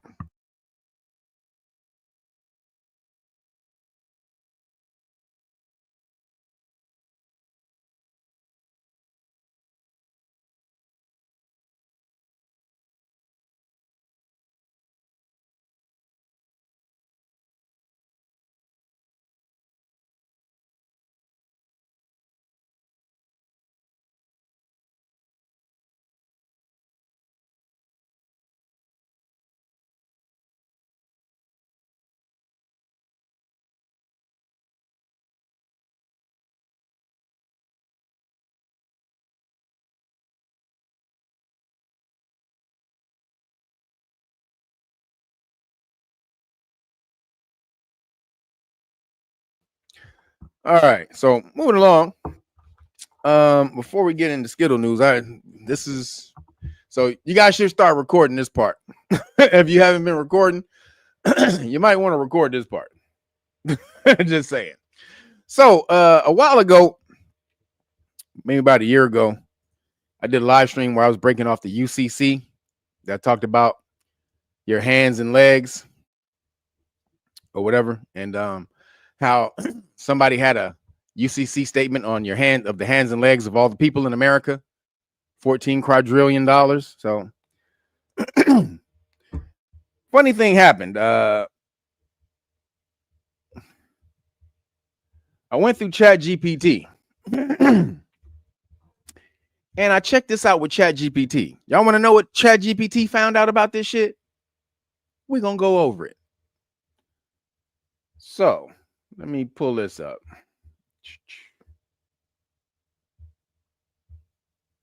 Now let me share the screen because I want to show you guys, because we have to give you some visual aids. So hold on.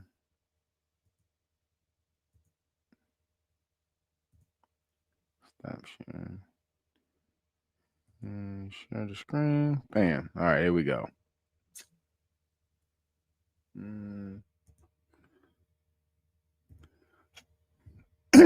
All right. All right, so this is the UCC document that was filed called Your Hands and Legs. This document is about your hands and legs. So you can see everything on here. It was filed July, was that 28th, 2011. Again, USA Department of Defense. So you see what this is. USA Depot Clerk, Department Clerk, Hall of Justice. You see all this, right? This is not a fake document. You see who stamped this. So we're going to go down. So this is where it starts. The UCC statement. USA Department of Defense, USA Department of Homeland Security, Attorney Clerk, Hall of Justice. Boom. You see, this is the real goddamn document. This is a stamp. This is who it was filed with, or this is the people it was filed with. So what is it? Let me see if I can make this larger so you can see this. All right. So now we can see. Hold on, let me make this a little bit bigger. All right, guys. Oops. So now you can see organization name, the Federal Reserve System. Federal Reserve. These words mean something. So not the Federal Reserve, the Federal Reserve System. Okay. Then you can see the mailing address. Look this address up. This is a courthouse. Go look these addresses up. Now I'm giving you all this. You copy all this. Look this address up. It's a courthouse. Now, DC, bam, bam. Now, what is this? So, see the instructions. So, this is the amount right here that the UCC filing statement is for. This is $14.3 quadrillion. $14.3 quadrillion. Okay. Then you can see organization type is a trust. I've told you about this trust game. Now, ChatGPT, when it was looking through this, it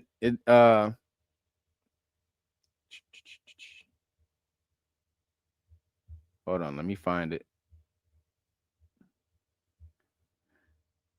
Because ChatGPT, hold on. ChatGPT has a certain understanding of the law, the mainstream understanding of the law. And if it hasn't been taught to go deeper and figure that stuff out, it won't know what to look for. But it did find a whole lot of stuff. So check this out again. Excuse me. The type of organization, a trust, as per United States Code, Title 15. Then it says the jurisdiction of the organization, the United States of America. So you can see this, the United States of America. Then this is organizational ID. But this AG right here means it's an agricultural lien. It's an agricultural lien. This is what AG means. Agricultural lien means anything that deals with land. They can place a lien on anything dealing with land or anything that tills, that works the land, like cattle.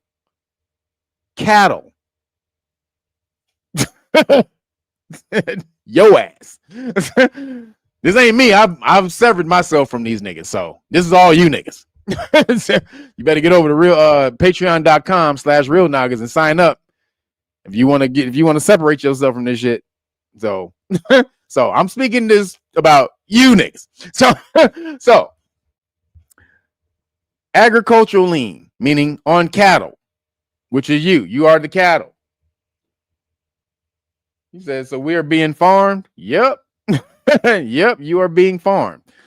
So then if you keep going down, the organization name again, E pluribus unum, the United States of America, right? So this is the debtor's exact full name, Federal Reserve System, bam. Then you see additional debtor's exact full name, E pluribus unum, the United States of America. But then you have the United States of America just up here. So what is the difference? You got the United States of America, then you have E pluribus unum, United States of America. These are two different jurisdictions, people. I bet you didn't know there's a Constitution of the United States of America and the Constitution for the United States of America. Y'all didn't know that, did you? In the preamble, it states very clearly, It says, we do ordain and establish this Constitution for the United States of America, not of the United States of America. And look those two words up in your Black's Law Dictionary, for and of. This is how legalese really works. Just something as simple as that can make something have a whole different meaning. So there's a Constitution for the United States of America and a Constitution of the United States of America. So which one of these is which? I'm going to say the E pluribus unum United States of America is the Constitution, one with the Constitution for the United States of America, the one mentioned in the preamble. Right? So then it keeps going. Where's this at? 1500 Pennsylvania Avenue. Isn't that the White House? Wait a minute. What was that Wesley Snipes movie when he was at the White House? What, somebody tell me real quick. This is next to the White House. What was the movie with Wesley Snipes in the White House? Something to Crisis at 1600 or 17. What was it? Come on. Somebody put that in there. What was it? I can't look it up. What was the damn movie, y'all? Wasn't it like Crisis at 1600 or some bullshit like that? What was it? So, is that what it was? Murder at 1600. Thank you. So, 1500 Pennsylvania Avenue is right there. I think that's like on the side. That's that whole area. So, again, so this is the address, boom. And then it says the amount, the instructions again, $14 quadrillion. Boom. So they're the trustee. It's saying trustee here. The type of organization this is, they're the trustee of the trust. Boom. Jurisdiction, the United States of America. This is a corporation. The United States of America is a corporation. Again, another agricultural lien, bam, with this number on it. So then the secured party. Who are the secured party? The United States Department of the Treasury, 1789. Again, United States Department of the Treasury, 1789, secured party. That's who it's payable to. Now, you also have the Department of the U.S. Department of Treasury, Inc. There's two different treasuries. There's the United States Department of the Treasury, and then there's the U.S. Treasury Department, Inc., filed in Delaware, a Delaware corporation. Trying to tell you, you live in two different United States of America. Y'all need to know this. So then, let me tell you what it said. What did ChatGPT had to say about this? Because I was looking into it and I said, just research this. What did you find? So ChatGPT said, conceptual elixirs, appreciate you, brother. Thank you for the CashApp. For the UCC CashApp. So hold on, let me make sure this is the filing statement. This is the number. Is this the one? Hold on.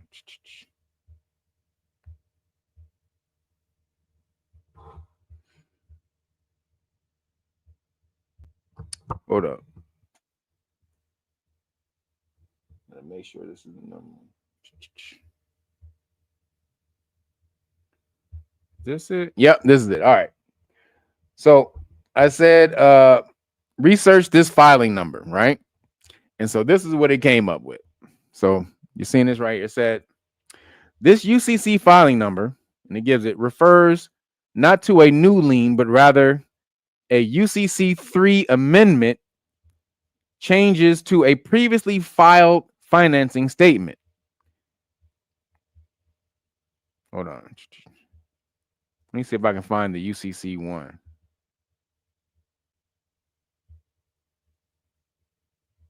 Oh, so let me actually, so I put, what I did is I didn't put the number in there. I put the picture of it in there first. So let me tell you what it says about the picture. It says, so the two documents that you have uploaded titled Your Hands and Legs, because that's what this is. Because, oh, wait, I didn't show y'all that part. Hold on, where'd it go? Oh, it's down here. So again, miscellaneous, this note is legal tender for all decks, public and private. So that means this is money. This UCC statement is money. Now, again, additional debtors, U.S. Department of Defense, Finance and Accounting Services. This is at the Pentagon. So you know this shit is real. It's giving the actual addresses of the White House, the Pentagon, and all that shit, right? So this is not bullshit. So then it says they're the trustee, boom, the North American Water Company. So I'll put this in there. So then right here, the financing statement, who it covers, right? It says, excuse me, collateral, it says collateral or is filed as a future filing. So collateral, who is the collateral? As all real men with hands and legs and all real land in the United States of America, $14 quadrillion. With trust in God, this real estate is with the public. You own it. So at the time of this filing, this is what America was worth, or the market value they put on America, $14 quadrillion. So the fact that America is in $37 trillion of debt means nothing. That means absolutely nothing. America's worth 20 million times that, 20 trillion times that shit. $37 trillion in debt means absolutely nothing when you are worth, this is in 2011, $14 quadrillion. It's probably up to like 20 or 25 quadrillion dollars at this point. So it says, the two documents you have uploaded titled Your Hands and Legs, UCC Filing Statement 1 and 2, appear to be references to UCC 1 financing statements, but without containing actual official forms and standard filing details. Instead, they seem to be stylized or symbolic filings, likely referencing concepts found in sovereign citizen or redemption theory circles, which are not legally recognized by courts or financial institutions. But we see right here, this is filed at the Pentagon. And then this is the Pentagon and the White House. So it said sovereign citizens believe this shit, but we see where this is filed. So the address that's on this shit. So it says, here's what you need to know. UCC filing statement, but it was just telling me what the UCC is. So then it says, what's unusual about your documents? The documents you provided don't resemble the standard UCC 1 forms. They appear to assert ownership or control over one's body parts or personhood, ergo your hands and legs. A practice found in fringe legal theories claiming you can, and this is the 1, separate your flesh and blood self from a corporate legal fiction. 2, file a UCC 1 against the United States or IRS to reclaim personal sovereignty. 3, place liens on your body or on government entities as a form of protest or control. These theories are not legally valid and are consistently rejected by courts. Bullshit. In many cases, individuals promoting or using such documents have faced civil criminal penalties. That's because they don't know what the fuck they was doing. Then it says key language in the filings. UCC 1, blah, blah, blah. Oh, you don't need to know. There are no details such as debtor, creditor, names, collateral descriptions, or filing jurisdictions that would make them legally functional. UCC 1's against USA, basically saying UCC 1 against the USA would not be legal, is what they're saying, is because they have no debtor or creditor on the name. Then it says the summary.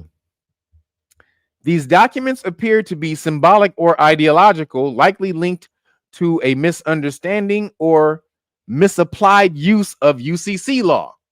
These niggas look like they knew what they was doing to me. This looked completely professional. Again, first name, who did this? Roca Everton. I mean, put his name on it and everything. Look this dude up. I think that was a person formerly in government. So then it says, they do not have recognized legal force in the way a real UCC 1 financing statement would. If you're exploring these concepts for legal, financial, or activist reasons, I strongly recommend consulting a licensed attorney who can help separate legal fact from fiction, especially since misuse of UCC filings can lead to serious legal consequences. Then it said, would you like me to blah, blah, blah. So then I was like, all right, you full of shit. You don't know what you're talking about. So then I just said, because when I first put that in there, I just submitted a PDF picture of the file. So then I just gave it the file number. I said, research this UCC filing, right? And then it said, the UCC file number refers not to a new lien, but rather to a UCC 3 amendment, which means changes to a previously filed financing statement. Here's a clear breakdown based on public records. So it went and researched the actual records this time, not just looked at the picture and gave me a summary. It says what it is. Filing type UCC 3 amendment, not a new UCC 1 filing statement. Jurisdiction, filed and recorded through the Maryland Department of Assessments and Taxation. Filing date, July 28, 2011, 11:01 a.m. Details of the amendment. Pages, some documents list 12 pages, others show 5, common for filing, plus attachments. Then it said the fee, which is $25. Actions taken, added a secured party. What is this filing for? It added a secured party to a previous statement. So basically, this UCC statement has already been filed against your hands and legs. This is an amendment to add another secured party, meaning somebody who receives the benefit of the hands and legs. That's what this is. Added a secured party, changed a secured party's name, and then possibly deleted a secured party and filed a continuation of financing. Who's involved? Original secured party, the U.S. Treasury. Maryland Avenue, Rockville, Maryland. Real Treasury. So remember before it just told me all that shit was sovereign citizen fake shit? Remember that? But when I actually just go look up the actual filing, that shit is real. Okay. A signer, the North American Water Company, North American Water Power Alliance, linked assignment details. Debtors or collateral likely tied to the UCC 1, not retrievable from the amendment summary alone. So they couldn't find the original UCC 1. Which is what this is, the real thing, or the main one. This is also real. It's just the attachment to it. Then it says what it means legally. A UCC 1.3 amendment updates, corrects, continues, or terminates an existing security interest that was originally filed via the UCC 1. This is not a filing that creates a new lien or claim. It modifies details on an existing lien. Your ass already been snatched up. They was like, we just got some more niggas that we gotta sign on to your, you owe some more niggas back here. We just gotta add a few more niggas to the paper. Then it says summary. What happened? July 12th, an amendment was made to UCC 1 filing statement, with the number in Maryland. 2, amendments included adding and renaming secured parties, possibly deleting a party, and extending the lien's effectiveness. Parties involve the U.S. Treasury, the North American Water Company as the secured parties. So whoever owns the U.S. Treasury Inc., remember I told you that's a corporation in Delaware, whoever owns that U.S. Treasury Inc. and the North American Water Power Company, they're the secured parties who hold, whoever that is, Rothschilds, whoever owns those companies are the secured party in you. They're the ones who own you. Then it says next steps. To fully understand the nature and enforceability of the lien or claim, you need access to the UCC 1 financing statement and the full UCC 3 amendment, especially part 13, where it specifies the details. Then it says, would you like guidance on obtaining the filings, blah, blah, blah. Then I said, yeah, help interpret what the original collateral or secured obligations were. Then it says, based on the detailed public filings for UCC, we can identify several key elements in the original UCC-1 financing statement that clarify the collateral and secured obligations. Who was the debtor? The debtor listed is the Federal Reserve System, along with other federal entities such as the United States of America, U.S. Department of Defense Finance Accounting Services. The United States of America and the United States Department of Defense. So whoever put this financing statement, they own the United States of America and the Department of Defense. They own them both. Who are the secured parties? Originally, the secured parties was the United States Department of the Treasury, but 1789. He left that off. That's important. With the North American Water and Power Alliance as a signer or co-secured party. The Internal Revenue Service, IRS, was later named as an assignee with the UCC-3 statement. So the IRS, Internal Revenue Service, was added on as a secured party, along with the United States Department of Treasury, or the U.S. the U.S. Treasury Department. Really, that's because this is thinking that those two things are equal. So it's going back and forth between the names like it's the same, but it's not. It's really the secured party was the U.S. Treasury Department, not the 1789 one. That's the debtor. The secured party is the corporation, the U.S. Treasury Department, Inc. in Delaware, and the North American Water and Power Alliance. And then the IRS was added on later, the fake ass Delaware IRS. Remember, I showed you that. The Internal Revenue Tax and Audit Service, Delaware Corporation, also was added on. So then it says, what was the collateral? The collateral described is unusual and broad. And this is ChatGPT. The collateral described is unusual and broad. No shit. Number one, massive dollar amounts, ergo $14.3 quadrillion, noted as a note serving as legal tender. This thing is legal. This is money, legal tender. You can trade this as money.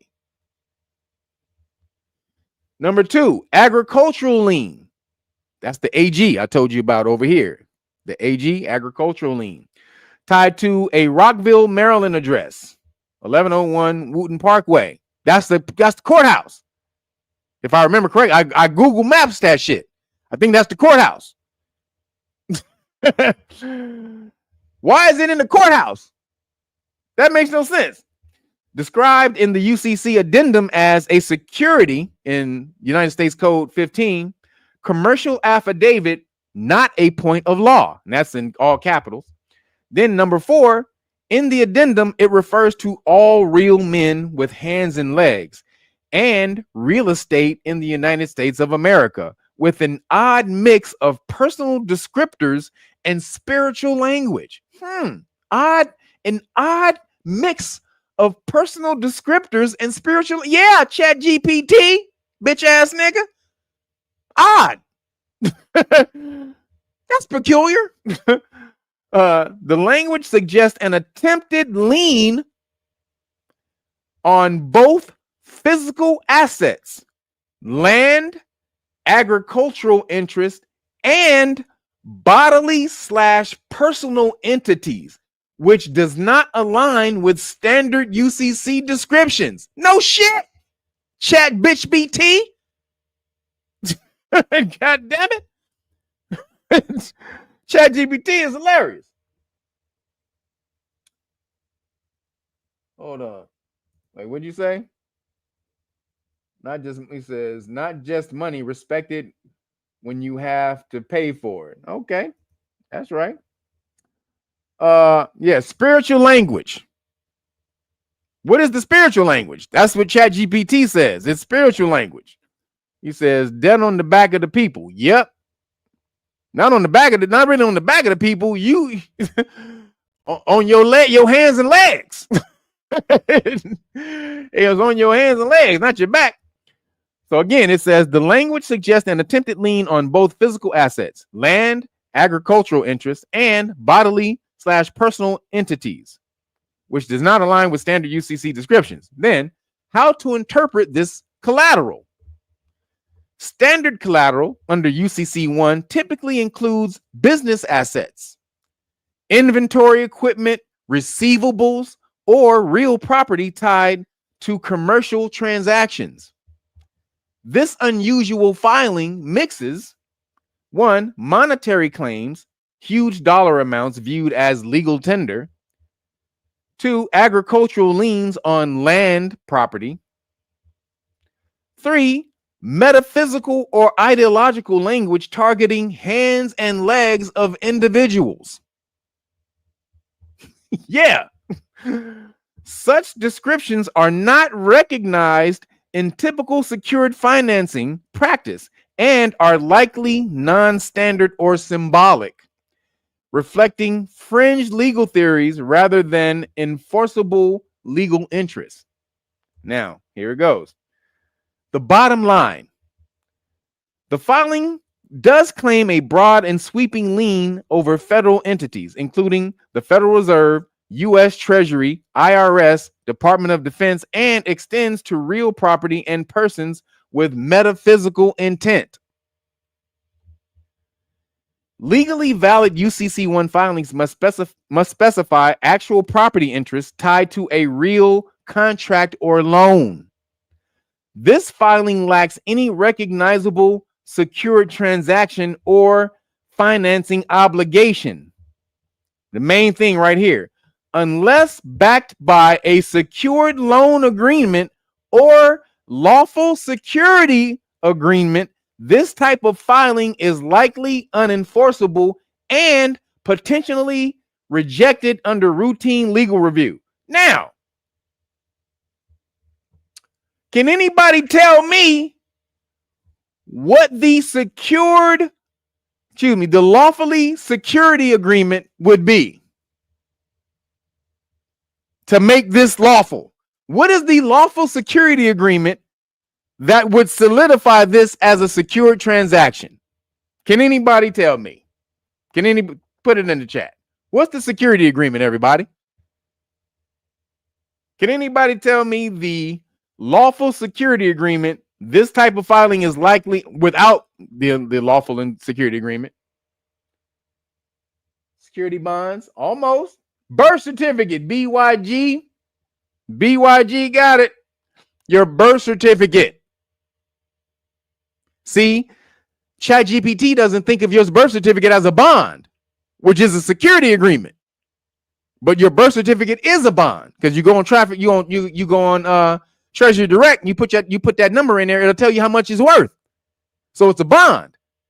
But on Treasury Direct, it'll try to tell you that your birth certificates are not bonds.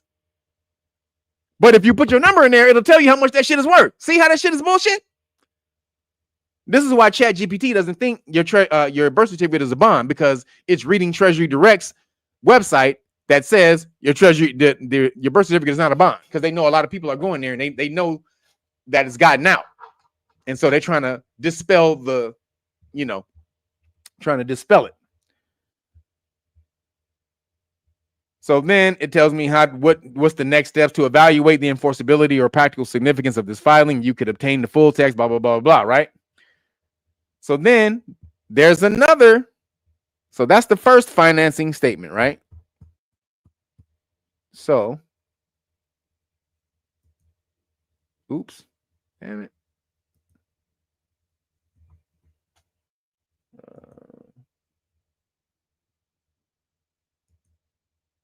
Hold on.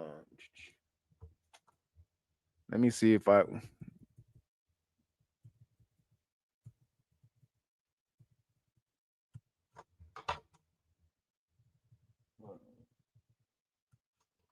Oops. Oh, man. Hold up. So there is another statement on. There's another document on here. So this is document number 2. Can't find. Damn it! Where's the damn website? Hold on.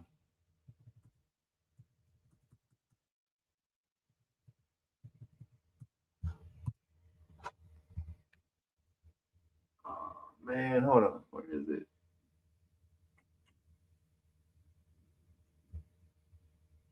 So on this, damn man, hold on. On this website, there's 2 documents. I can't find the main website. Hold on.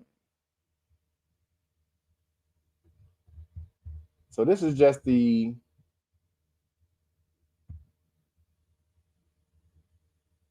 Where is the other document? Let me see if I can do this. Hold on, guys.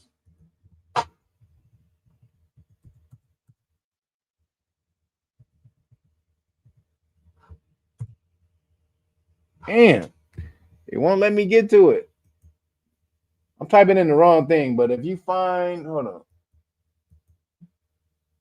Let me see if this works. All right, here it is. Found it. All right. So this is document 1. Or that's document 2. So this is the second document right here. So this is the other UCC filing statement. And I'm looking on, the reason you see me looking over here, I have another screen. That's why the main screen is too damn small to try to look at. So this is the other financing statement. So I had it look this one up. So this goes along with the first one. So when I had to look this up, I said, help retrieve the full filings, blah, blah, blah. And then so then I asked it to look up this other one. So I said, research this filing, this UCC filing, right? So again, this is the Federal Reserve System. Filing status active. So it says the filing summary, file type. This record is actually a UCC 3 amendment and update to a prior UCC 1 financing statement, the same as the other one. Excuse me. Not a new statement. Status listed as active. Listed as still active. With termination language included, meaning certain secured party interests may have been ended. Filing date, July 28th, 2011. So it says, debtors and secured party. Debtors are the Federal Reserve System, 20th Street, Northwest, Washington, D.C., the United States of America, Pennsylvania Avenue. That would be, who's on Pennsylvania Avenue again? I forget. So when they try to tell you to act like this is some bullshit, the U.S. Department of Defense and Accounting Services, the Comptroller of Maryland, the Comptroller. Now, again, if this is fake, or you got the Comptroller of Maryland in on this shit, you guys, you have uncovered the main shit. This is what this is. The Comptroller, do you know what a Comptroller is? Does anybody know what the Comptroller is? So first of all, you know, DC is in Maryland, right? So it has to have, so that's, it has to go by that state's laws mostly, even though DC is considered its own jurisdiction, but it's not. It still under Maryland law. A lot of it is under Maryland law. So what is a Comptroller? Does anybody know what a Comptroller is? Anyone? You know what a Comptroller is? Come on, y'all. Y'all got to get your financial game up. A Comptroller is a CFO of a city. It's like the chief financial officer of a city. So the Comptroller or a state. Yeah, the money handler. Yeah. Person that handles the money. So again, these were the people that were the debtors, the Comptroller. So then it said the secured assigner parties. So this made the Comptroller, the person who handles Maryland money, a debtor. So that then they could be the paying party. of the people of the United States of America with your hands and legs. Boop. So it says secured assigner parties, U.S. Department of Treasury, U.S. Department of the Treasury. Then also the North American Water and Power Alliance, and then the IRS, Internal Revenue, became an assignee later on. Right? So secured party. An assignee is like a secured party added on. So collateral description. The original UCC 1 claimed extremely unusual collateral. Unusual. Including large monetary notes, ergo $14.3 quadrillion stated as legal tender, an agricultural lien specific to land in Rockville, Maryland, or land in Rockville, Maryland, which is the United States, the White House, and the Department of Defense. That's the land it was claiming. It was claiming the White House and Department of Defense. Then language describing all real men with hands and legs and real estate in all 50 states with spiritual or ideological descriptors. And did say real estate in all 50 states. So it owns all of America.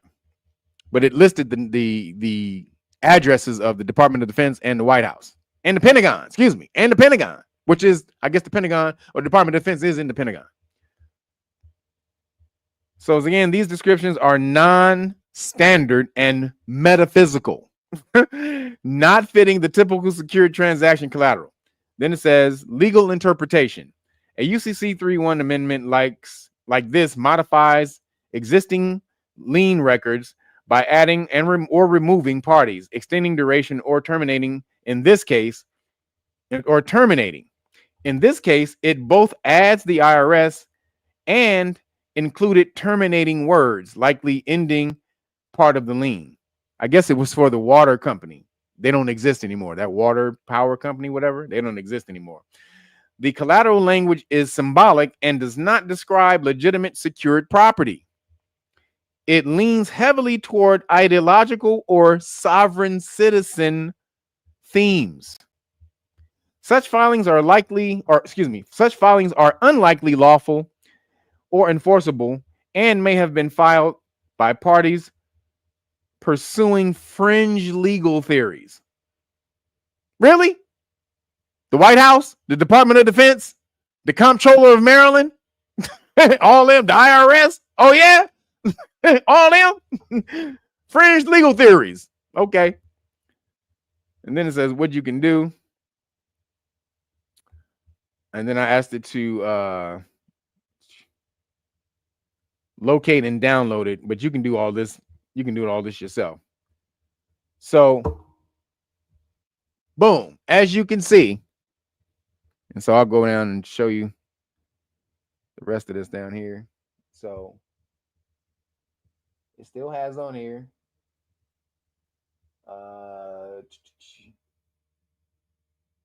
So changed, added new information. Whoever this, the comptroller was added. And then boom, it goes back down here. Agricultural lien. That's the boom. Then you can see United States of America, the United States Department of the Treasury, 1789. That's hilarious right there. Again, name of the secured party. So now it's the secured party. On the last one, it was the debtor. Now this is the secured party. So basically, did they send the money back to the original treasury? Because that's what it looks like right here. Because this says now this is the secured party. These not U.S. Treasury Inc., U.S. Department of the Treasury Inc., and United States Department of the Treasury, the U.S. Treasury Department Inc. and the United States Department of Treasury, two different entities. So it looks like they may have tried to transfer that money back to the Treasury. I'm not sure, but now you can see what I was talking about before. This is some real shit. You are owned by the United States goddamn government. And ChatGPT just found all of that shit out and broke it all down. But it thinks it's fake. ChatGPT thinks the shit is fake or some sovereign citizen bullshit. But this was initiated by the Treasury, the White House, the IRS, the Department of Defense. All these niggas. Are they sovereign citizens? Okay, I don't think so. So this is real shit, people. You are owned. There's a UCC filing statement against you. And unless you figure this shit out and learn how to get yourself out of the debtor part of the UCC statement, that's what you're in. You're in the debtor part, not the secured party part. Okay, so figure that shit out. Would you say Roger Gross says the great Jordan Maxwell said, "We the people have no idea how things are run in this country." RIP. That's right, Jordan Maxwell. That was the homie. Got his phone number right here. When he was live, I can't call it. Can I call him? Is he dead now? But I had his phone number. Used to hit him. Used to talk to him when we would go to Conscious Life Expos. One of my homies who was a programmer out here for KPFK radio, was NPR alternative. They knew him, and so we kind of hooked us up. Went out to that nigga crib.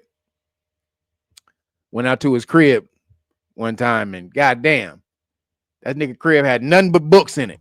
Like, you couldn't sit down. I had to stand against the wall. Like, and he used to give my homeboy books, and then my homeboy would give those books to me because he didn't want to read them all. He knew I could just read that shit real quick and remember everything. So I would read it, remember it, and regurgitate the shit to him. But Jordan Maxwell was a cool cat, man. But yeah, he broke this shit down way back then. And now you saw the statement. You saw it. I put it out there. ChatGPT just broke it all down for you, what it meant. But it thinks it's fake. But ChatGPT just told you had a real goddamn lien on you. And the lien happened before this one. This was what I just read you was an amendment, was an addendum to the original statement. Who's on that original shit? I want to see because this is added people or subtracted people. I want to see who's on the original damn statement. So will we ever find out? I don't think so. Well, we might AI might get to a point where we're able to really crack this shit. So that's why I say use AI against the system. Don't let AI use you. This is how I use AI against the system. I don't be in here teaching AI how I write and how I want. No, I don't use that shit for that. And also, you have to know if AI is wrong, you have to know more about the subject than it does. Otherwise, you're going to think you're just going to take whatever AI says and just run with it. But when AI was telling all that shit, I knew. I've been studying this shit for 30 years. So I knew it was full of shit. I've seen it. I've seen that this shit works. I've seen how it works. So when ChatGPT was talking about, oh, this is fake and this is bull, this is sorry. Nah, nigga, I've seen it. You full of shit. You don't know what you're talking about. And if I didn't know that ChatGPT didn't know what it was talking about, I would have just took advice and ran with it. So be smarter than AI when you use it, is my point. If you're not smarter than AI when you use it, don't use it, because this is going to run you. You need to be smarter than AI when you use it. So moving along, in Skittle news, Gay Rock Obama, your boy Gay Rock, back at it again. He done crawled out the closet one more time. One more again. What did Gay Rock say? He was on Michelle's podcast. So in an interview with his wife on her whack ass podcast, where it looked like they hadn't seen each other in months. Hey, who come together and they hug their wife or husband and you pat their back like this when you hug them? You do that when you ain't seen somebody in a long ass time. And you do that to your homie. You don't do that to somebody you fucking. Sorry. Somebody you tapping, you don't. Nice to see you. Hell no. Like, girl, when this goddamn podcast over, so I can take you back to the goddamn room and do we know you know what the fuck you know. Don't make me have to say it on this podcast. How long we got to this podcast? 20 minutes? That's 20 minutes too long. I'm about to take you to the back, goddamn, you understand? That's what you do if you tapping your significant other when you see him. Especially if you ain't seen him in a minute. That nigga was, how you doing? Nigga tapping on the shoulder and shit. Nigga, what? How you doing? How you doing? Fuck. Don't you know? Ain't you together in the house? Them motherfuckers don't live together at all. That's obvious. Nigga, that is absolutely obvious. They don't live together. So then while trying to cape for more masculinity in the Democratic Party, because that they damn sure need it. There's nothing but gay rock motherfuckers over there. Nigga, there's nothing but straight Fruitopia. Rainbow Skittles and rainbow lightsabers and all the rest of the rainbow shit. Fucking Fruit Loops.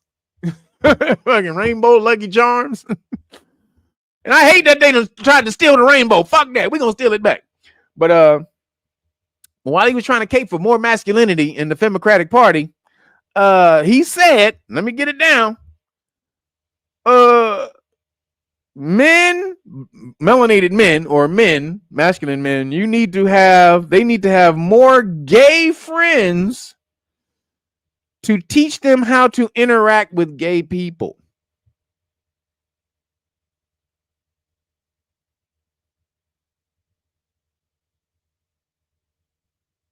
Who are you talking to? He talking to you. He talking to you. You niggas, right? You niggas. That's who he talking to. So then he said, this nigga lost his damn mind. What do you say? Barack traded his sack for a fuzzy cap. He is a ball gargler, a Khazarian ball gargler. Michelle got what? Michelle got a sheet. Man, why y'all cutting on Michelle? Well, you know Michelle ain't no dude, man. Y'all don't let these Caucasian people trick y'all into thinking Michelle is a dude. Michelle ain't no damn dude. She got pissed about it, though, and whooped his ass. I think that's when they broke up. That's what I heard. She got pissed and swelled that nigga up about the goddamn rumors. Like, nigga, pop, pop. Suck them rumors, nigga. Suck them rumors, guys. I think we need to live apart. I think we need some separation. I think we need to keep our hands to ourselves. And I think you're crazy. Like, nah, nigga, you out here doing dumb shit. The Obama came out about his gay professor. Yeah, so this is what I'm talking about. So he said, this is what I was about to say. That was my next thing. Thank you, WDMA, for ruining my damn podcast. No, I'm just kidding. But so he said in college he had a gay professor who, this is a quote, who really checked him when he was saying ignorant things about gay people, about Fruitopians. then he says, this is why they called him the first gay president.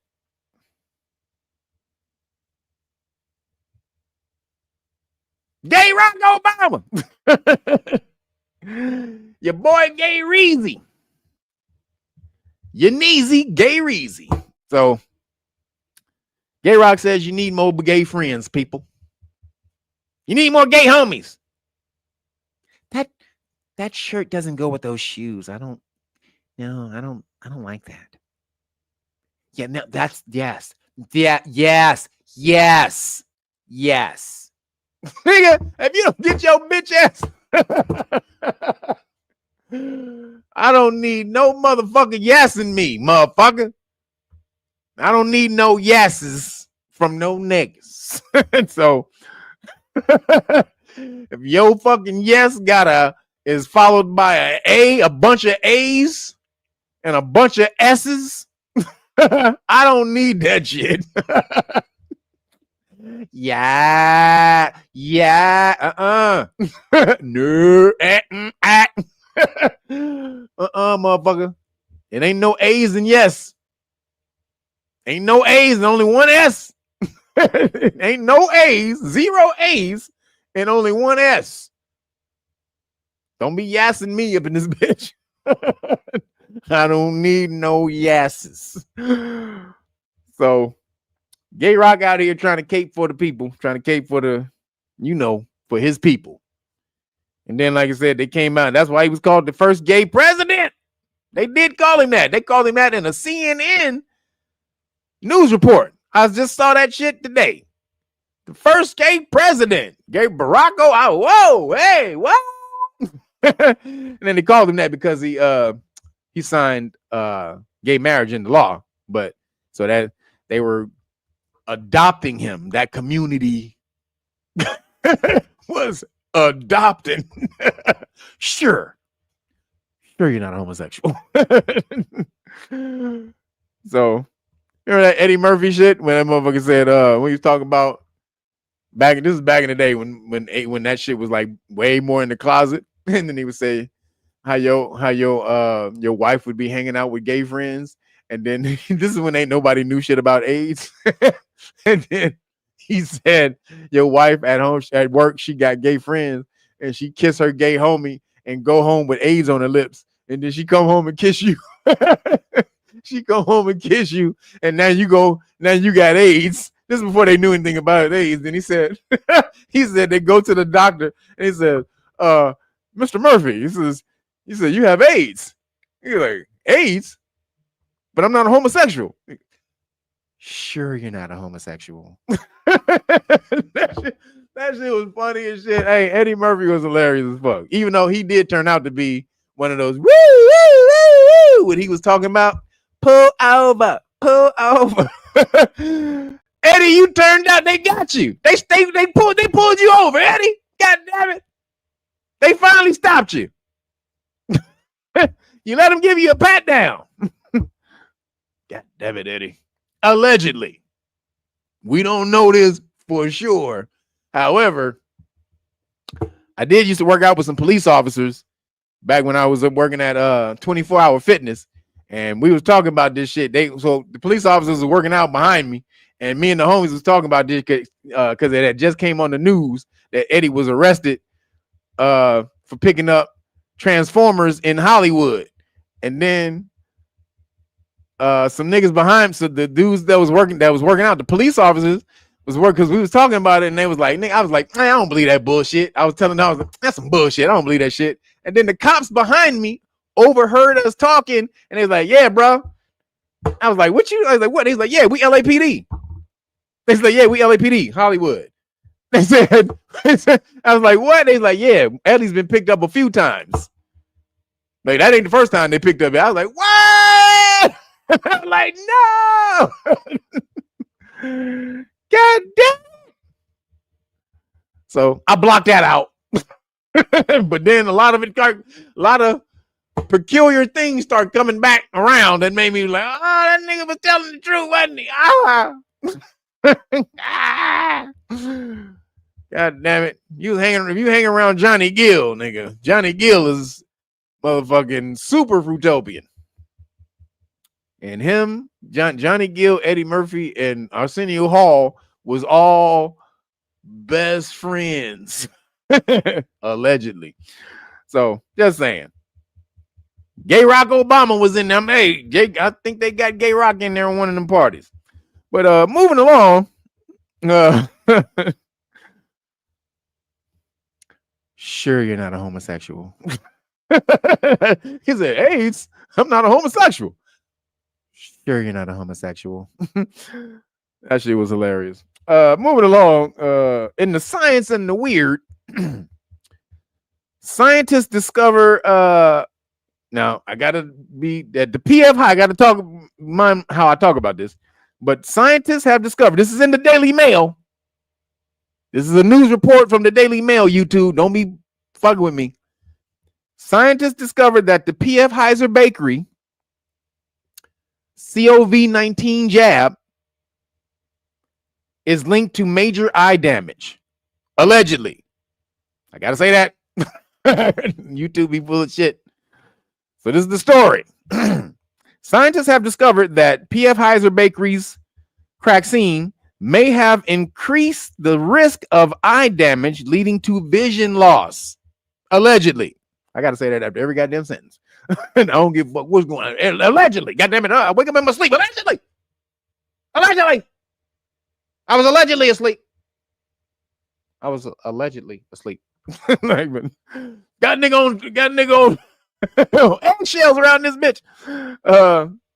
The new study specifically examined how the crack scene affected patients' corneas, the clear front part of the eye that allows light to enter. In 64 people, scientists in Turkey measured changes in the cornea's inner layer, called the endothelium, before taking the first Pfizer dose and 2 months after receiving the second. Results revealed that taking both doses of the vaccine led to thicker corneas, fewer endothelial cells, and fewer endothelial cells in the eye, and more variations in size of these specialized cells that form the endothelium. In short, in the short term, these changes suggest the Pfizer vaccine may temporarily weaken the endothelium, even though patients differ. Even though patients, damn nigga, eyes is off. Even though patients didn't suffer clear vision problems during the study. For people with healthy eyes, these small changes likely won't affect vision right away. However, hold up. Oh, hey, hold on, pimp. Hold on, Pimple Stillskin. However, if scientists find that these changes last for years, they could lead to corneal swelling or blurry vision, especially in those with pre-existing eye problems or people who have had cornea transplants. Allegedly. A thicker cornea and reduced cell density could contribute to eye conditions like corneal edema, bullous keratopathy. What the hell is bullous keratopathy or keratopathy? Or corneal decompensation, which can all cause permanent vision loss in severe cases, especially if left untreated. Excuse me. The researchers warned,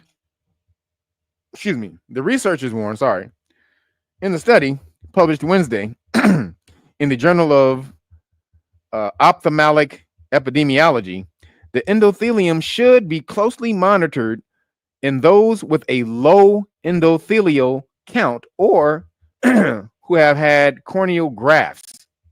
Anybody who's had the LASIK, that's what that means. If you had LASIK and you got the cupcake, you need to check yourself out. An eye doctor can use a special microscope called specular microscopy. Microscopy to find out if someone has had low endothelial cell count. So the cupcake make you go blind. Allegedly. I gotta say, allegedly, the cupcake make you go blind. What'd you say? He says, damn, Kev, take the vaccine and get a free service dog and a pair of shades.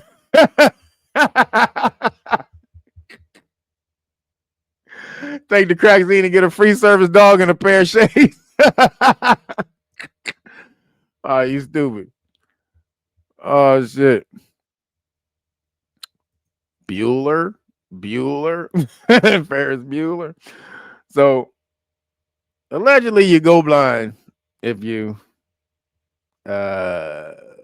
allegedly if that happens. Just saying, I ain't sure that is true. I don't believe it, YouTube. I think it's bullshit, YouTube. That's bullshit. I don't think so. I think it's safe and effective. The vaccine is safe and effective. Allegedly. No, just saying, safe and effective. So moving along, speaking of the vaccine,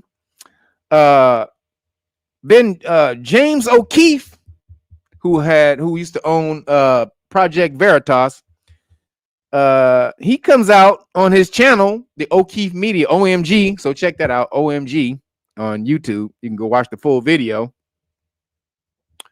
Let's see if I can, hold on, let me see if I can pull it up.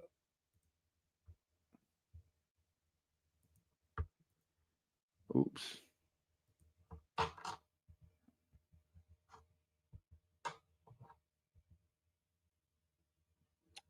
Hold on, let me find it. Dang it. O'Keefe Media, there it is.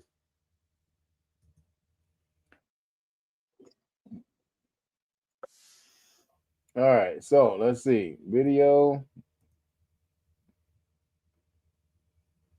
Hold on. So, hold on. Where'd it go?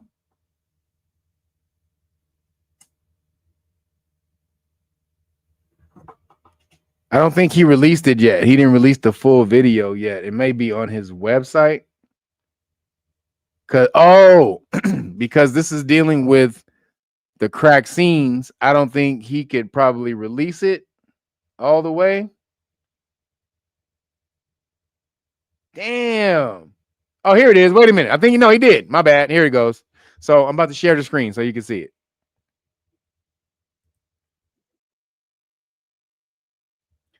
Hope they don't flag me for this shit, but other people have been showing it on their channels, so I don't know how they're able to show other people shit and I'm not, but let's see how this goes.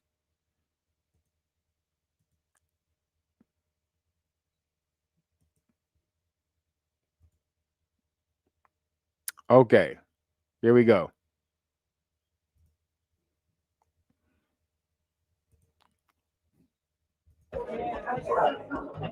Hi, Josh. Joshua Rice is it? From Johnson & Johnson?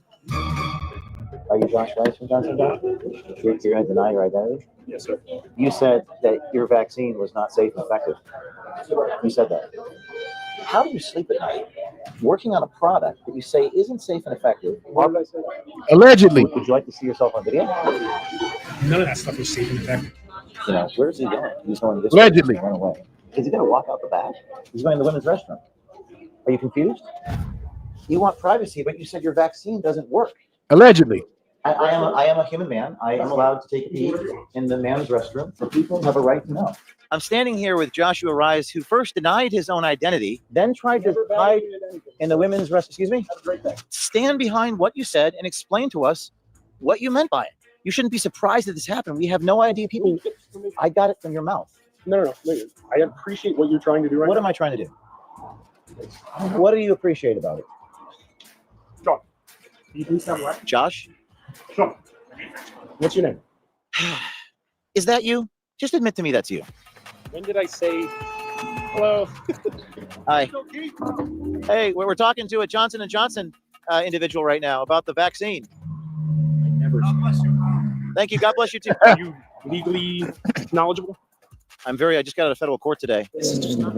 I can't talk to you with the cameras off because the last time I reported on Pfizer, I got fired from my own company. Why say all this stuff to a rando in a restaurant, but not to the American people?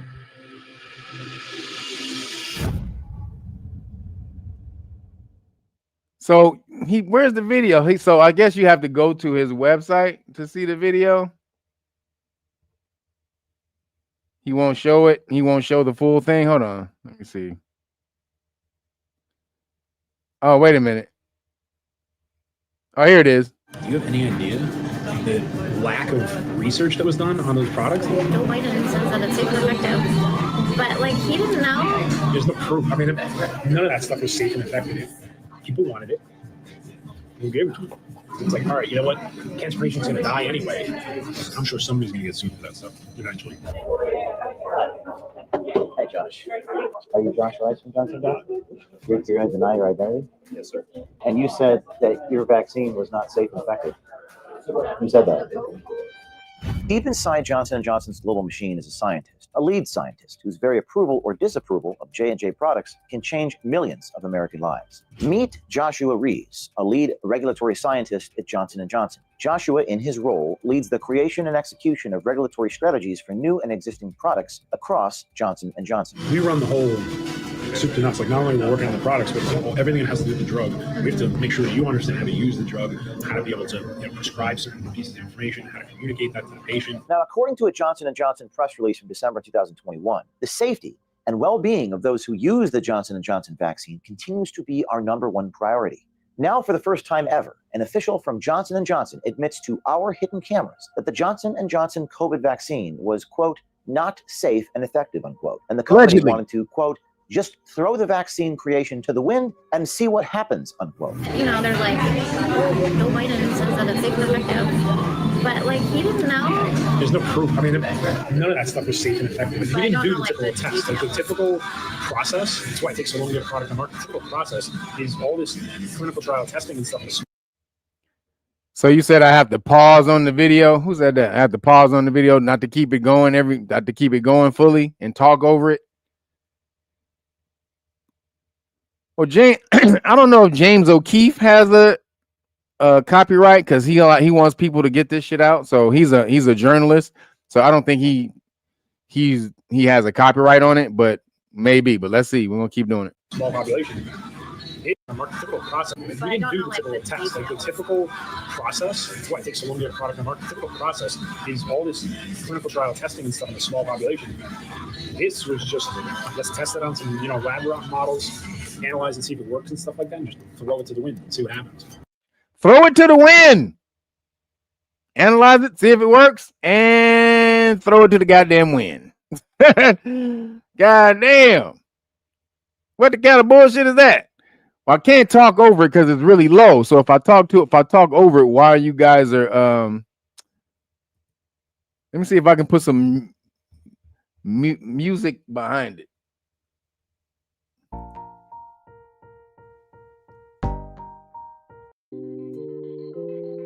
Let me see. Can y'all hear that? Can you guys hear that? Can you guys hear that music?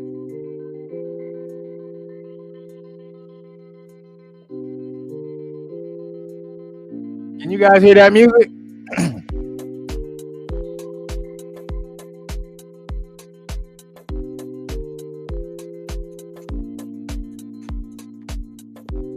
All right, I'm gonna play this on the under. I'm gonna lower it for a little bit.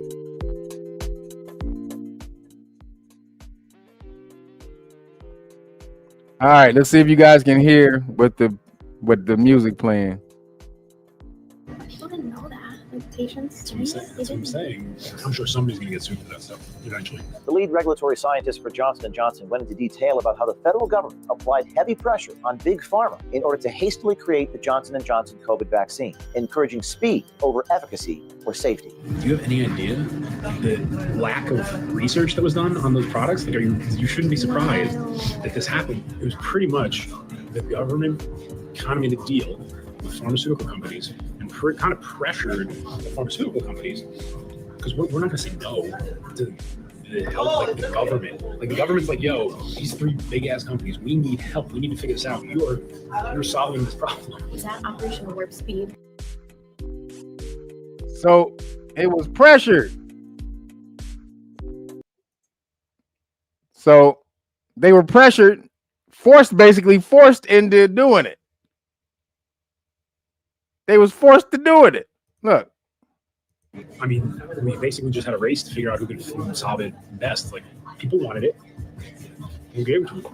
The CDC has previously announced they're pulling the J&J vaccine from use in the United States. J&J claims this is due to the vaccine's declining use and the company's strategic shift away from the vaccines. But as you just heard, J&J's own regulatory scientist was well aware of the ineffectiveness of their own COVID vaccine. There's something side effect that's going to happen. And it's more or less, all right, what's the worst side effect that's going to happen? And is that better than the benefit that the consumer's going to get? So that's the interesting thing that I found about it. It's like, all right, you know what? Cancer patients going to die anyway. So quality of life is the question in that instance, as opposed to whether you're curing something. You're not curing anything at that point. It's just, all right, are you going to have a nicer 6 months? Now I caught up with Joshua Rye in Toms River, New Jersey. Wow. See?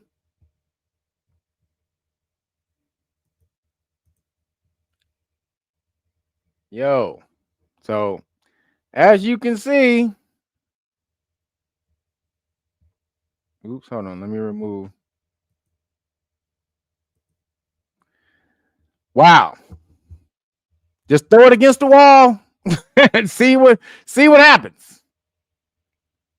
Let's just throw it against the wall, guys. You know, just throw it. Just throw it. Throw it. Just say throw it.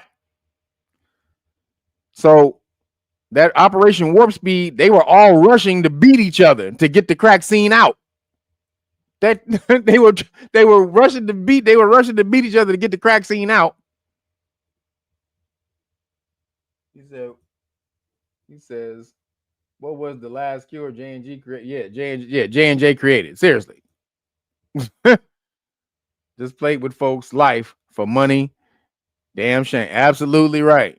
You got that right. Now, he says, where's the karma? Well, Johnson & Johnson got thrown off the market, and they have to pay a bunch of fines. They have to pay like billions of dollars in fines. They're always getting fined and shit like that. But it's a corporation. That's the only karma you're gonna get for a corporation is fines, other than if the corporation gets shut down, if they're doing like massive shit. But it's just mostly gonna be fines. So, and he said he's sure somebody gonna sue the company over this shit. Eventually. I don't know if you heard that. He said he's sure somebody gonna sue the company over this shit eventually. Like, goddamn. Or most of these companies, because most of them rush this stuff out, allegedly. But as I know, all the crack scenes are safe and effective. They stop the spread. They slow the spread. They stop the spread. They're safe and effective. You understand? You understand? They're safe and effective. You understand what I'm saying? Don't you come at me. Don't you come at me. They're safe and effective. God damn it.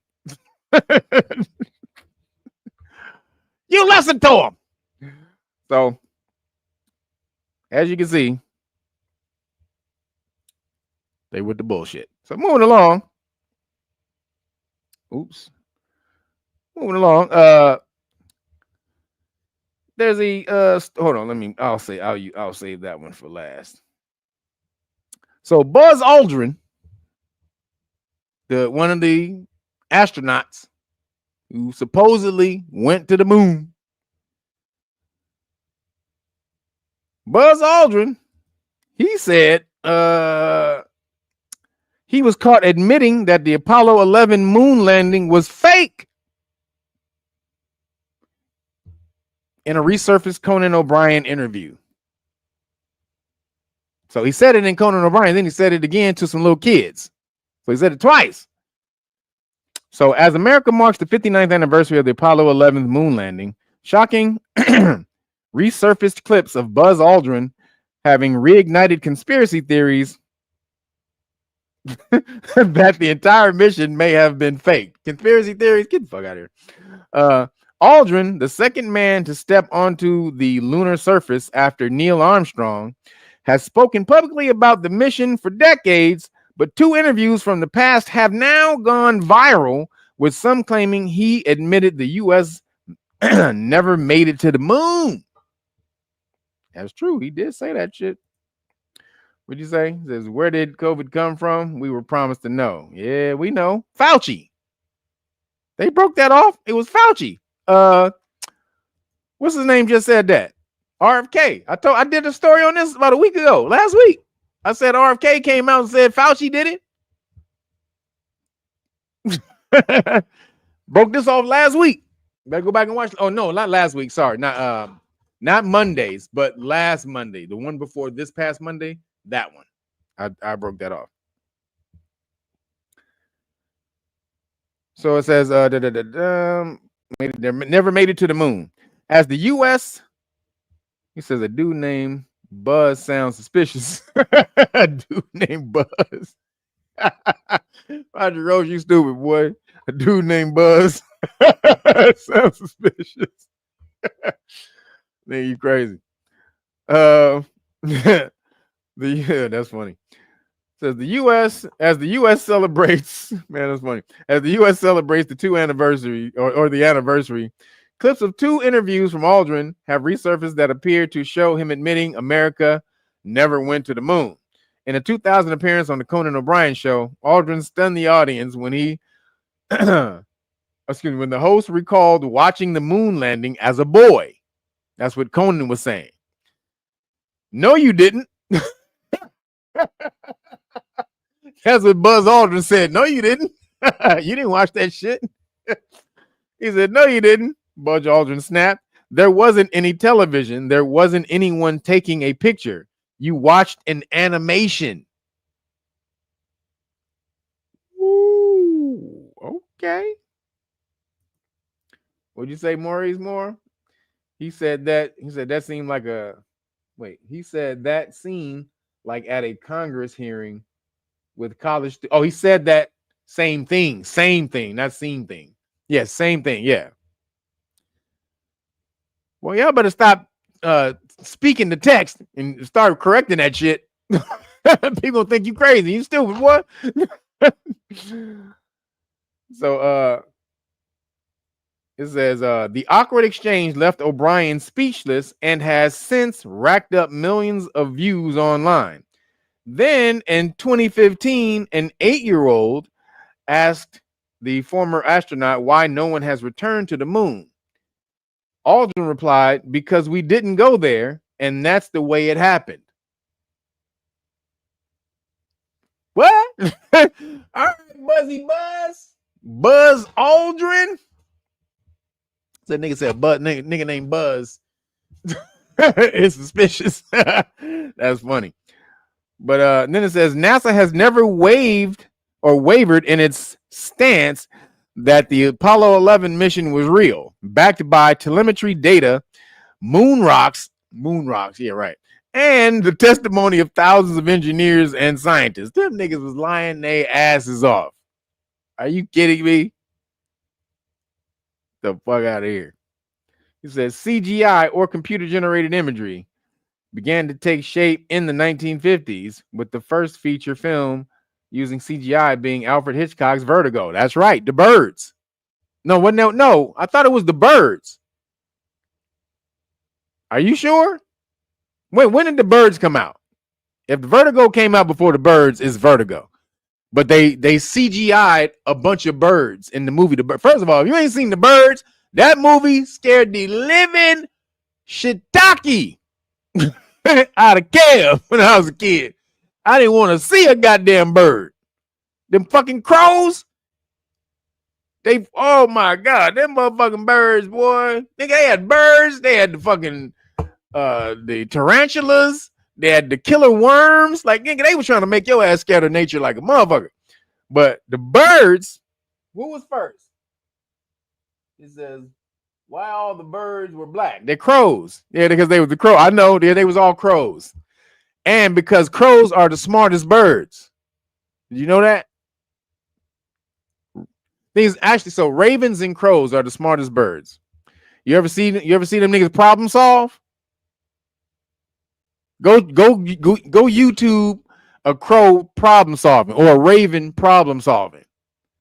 Like trying to get some food and you make an obstacle to try to get some food. Them niggas will figure that shit out.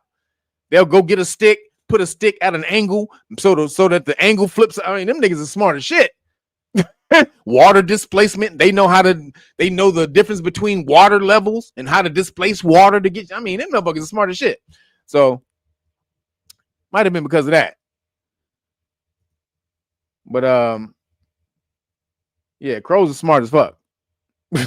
Straight up. They smart as hell. So then so NASA is full of shit. Buzz Aldrin said we didn't go. Twice. He said that shit. And in another interview, when they came back and all the astronauts were up there and they were showing the pictures of everything they had, none of them looked like they had been up there. Go look at that interview with all the astronauts when they were sitting back there and they did the press conference when they came back. They all looked like they all were sitting at the table when they heads down and shit. And they were all like, these motherfuckers are lying. Talking about the government. They all looked like in their mind, they were speaking like these motherfuckers are lying their ass off. And none of them were happy about it. I mean, you just came back from the moon. If you just left the earth and came back to the moon, nigga, you'd be ecstatic. Nigga, you be like, nigga, shit, I'm out of this world, bitch. I'm out of this motherfucking world, nigga. Who else can say that shit but us up here, nigga? Huh? We out of this world, bitch. You'd have been clowning. If you just got back from another goddamn planet. They were like, yeah, there's clip number 17. Yeah, we were gathering the moon rocks there, and we maneuvered the moon vehicle back on there, and there's a shadow there, and nigga, where your enthusiasm? You just came back from the moon, bitch. Like, nigga, you supposed to be up here partying. Them niggas look like all they mamas died at that press conference. They literally look like all their mamas died. So that plus Buzz Aldrin basically saying that these niggas didn't go, I don't think they went. So moving along, last couple things I got. NASA discovers a super Earth, a new super Earth. White folks about to be out this bitch, y'all. Leave all the niggas here. White folks, hey, fuck this nigga. Y'all trying to take over the planet? We got a new Earth, bitch. We got a new super Earth, nigga. White folks about to leave us, y'all. Caucasians about to leave us and go do a new Earth. It says NASA has discovered a mysterious super Earth. It ain't just an Earth, it's a super Earth. A super Earth planet that appears to flash a repeated signal from the 154 light years away. The planet named TOI for Terrell Owens? Infield? No. TOI 1846 is almost twice the size of Earth and 4 times as massive. God damn. It's twice its size and 4 times its mass. Like the heavy. So size and mass are different. Size is how big it is. The mass is how heavy it is. Its orbit, it orbits a small, cool red dwarf star. Uh-oh. Is this a red dwarf star? That's how Superman becomes normal, is in a red star system. Superman get around a red star, that nigga become a punk ass bitch. But it says it orbits a small, cool red dwarf star every 4 days. Every 4 days, damn. And causes a strange repeated dip in the star's light, a signal that first caught scientists' attention when NASA's TESS space telescope observed the dimming pattern in March of each year. Now confirmed by a team of scientists using both space and ground-based telescopes, the TOI 1846b falls into the so-called radius gap, a rare category between small, rocky planets like Earth and a larger gas-rich planet like Neptune. Despite an estimated surface temperature of 600 degrees, nigga, that ain't Earth, that's hell. These niggas done found hell. What the fuck? You done found fucking Beelzebub's goddamn condo. The hell is going on? 600 degrees Fahrenheit. Researchers say the planet may still hold water. Even though it's 600 degrees Fahrenheit, it may hold water. It's believed to have a solid rock core, a dense ice layer with 600 degrees Fahrenheit. A dense ice layer and potentially even a shallow ocean or thin atmosphere. They out of here, bitches. Soon as they can find out how to deal with that 600-degree Fahrenheit, nigga, they out of here. White folks gone, bitch. Elon out of here. Elon is out. Then it says, damn. Abdurrahman Sobiku. I think that's his name. Abdurrahman Sobiku, lead researcher at Aquamendin Observatory in Morocco, said we have validated TOI 1846b using tests and multicolored ground-based multicolored photometric data, high resolution imaging, and spectroscopic observations. Meaning we done used all our tools, nigga. That's basically that's all that means. All the tools we got to figure shit out, we used it all. And we found out, yeah, that shit is real. That's all that means. All them big ass words, spectroscopic observations and photometric data and multicolored based high resolution. Nigga, shut up. Just say, nigga, you used all your tools. God damn. Just say, nigga, we used all the shit in the cabinet, and damn. Anything else? Nothing else in it? That's it? Shit. God damn, nigga, hey, we used everything in the cabinet. We ain't got nothing else. That shit is real. You sure that's everything? Oh, yeah, that's everything. So, the measurements also showed that the planet circles its star in just under 4 days, staying on an orbit that is much closer to its sun than Mercury in our solar system. God damn. So, white folks out of here, they leaving us. That's okay, baby. We get the planet back, y'all.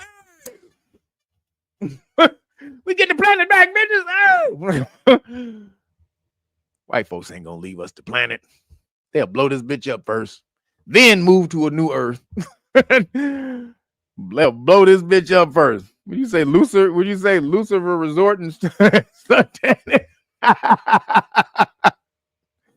He said Lucifer Resort and Suntanning. There, you funny. It's easier to phase shift to different vibrations of reality, aka dimensional shift, than escape the firmament. True, but white folks don't know that. Apparently, they don't know that. They don't know, cuz. Hey, go tell the white folks. We known this since the beginning. We know you ain't got to fucking physically bounce up out of here to get out of here. We know that. But they don't know, apparently. But if they want to leave,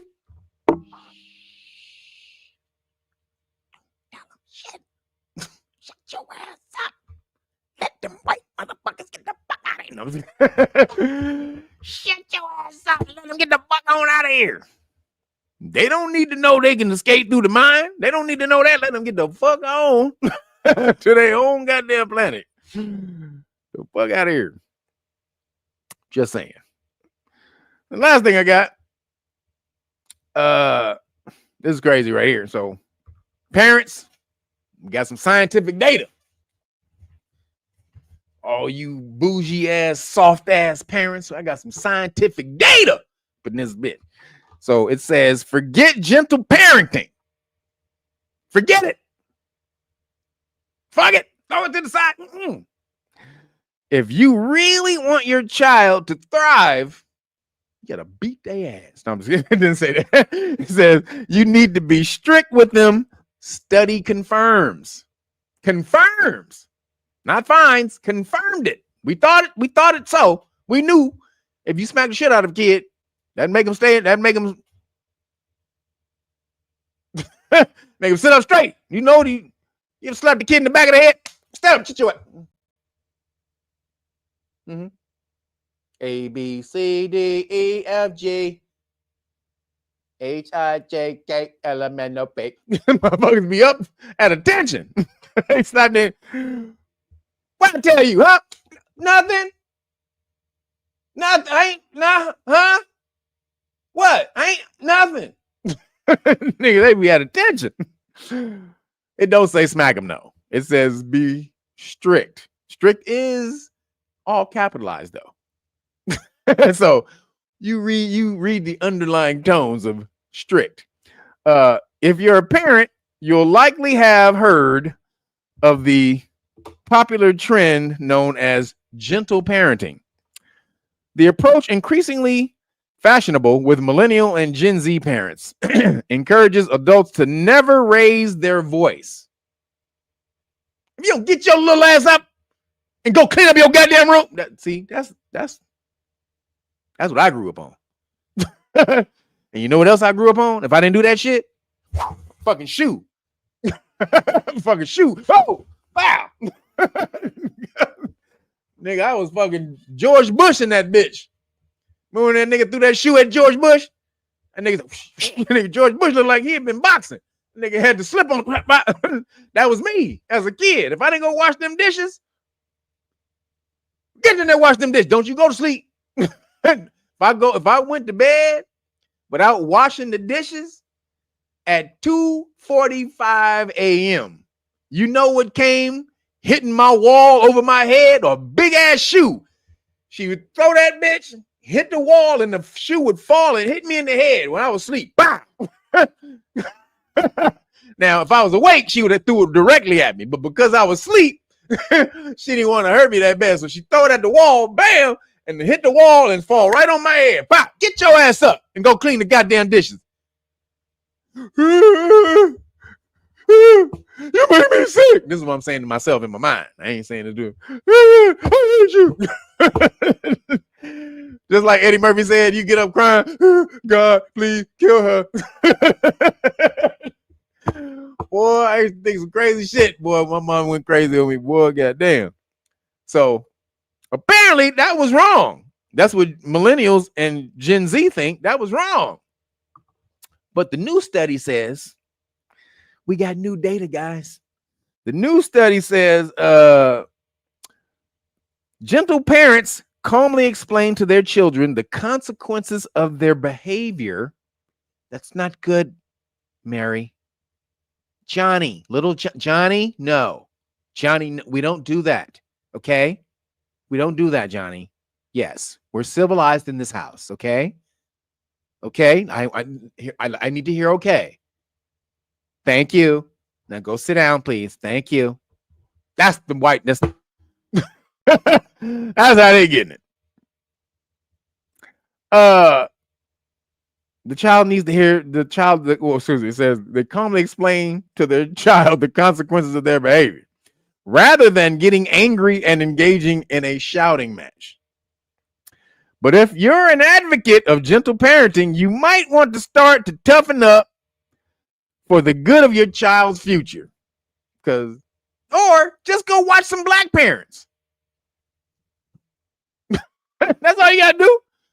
Go take your ass to the hood, or just go to a black supermarket and go in there and just look for the parent with the kids. Telling you. Go to a black supermarket in the hood. Go to the hood. White people. I'm talking to the white people. White people. Go to a supermarket in the hood and just sit back in the corner and watch the black parents with kids. You're going to get a whole goddamn college that day. How to deal with your kids. You're going to get college. You're going to get extra credit, college, graduate school. You're going to get all of that shit. How to deal with your kid that day. Any black person you in here, you know what I'm talking about. You done got every melanated person in here. I'm going to say at least 90% of us has gotten slapped at the goddamn grocery store. At least once. And if you say you didn't, y'all full of shit. You got slapped, dragged, pushed up against the goddamn cart. Something happened to your ass at the goddamn grocery store. It says, according to a new study, children who experience more authoritative, that's in quotes, authoritative parenting do better at school up until age 11. The analysis of nearly 6,000 children from across England. This is with England study. You got to do that better with American kids. England suggests clear boundaries and a bit of tough love help youngsters thrive. Just a little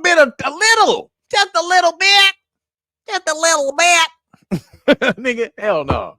Slap the shit out of them niggas when they fucking start talking crazy. I'm just playing.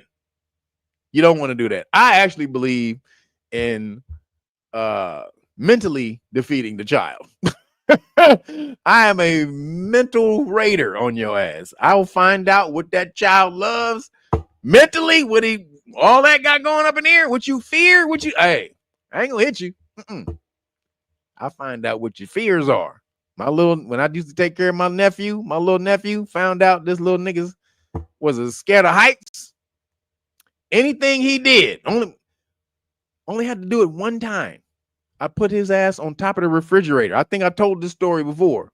I put his ass on the top of the refrigerator and then stood on the other side of the wall. He thought I left him, but I was right there on the other side of the wall. He just couldn't see me. He's sitting on top of the refrigerator screaming.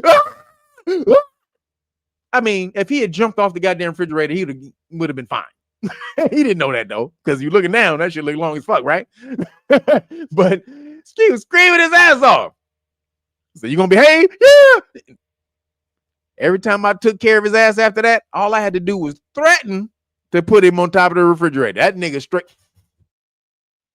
That nigga snapped to attention. You understand? So he wasn't bullshit. He wasn't with it. Like, please don't put me on top of that refrigerator. Wait, what'd you say, Norman? No, actually, we're not.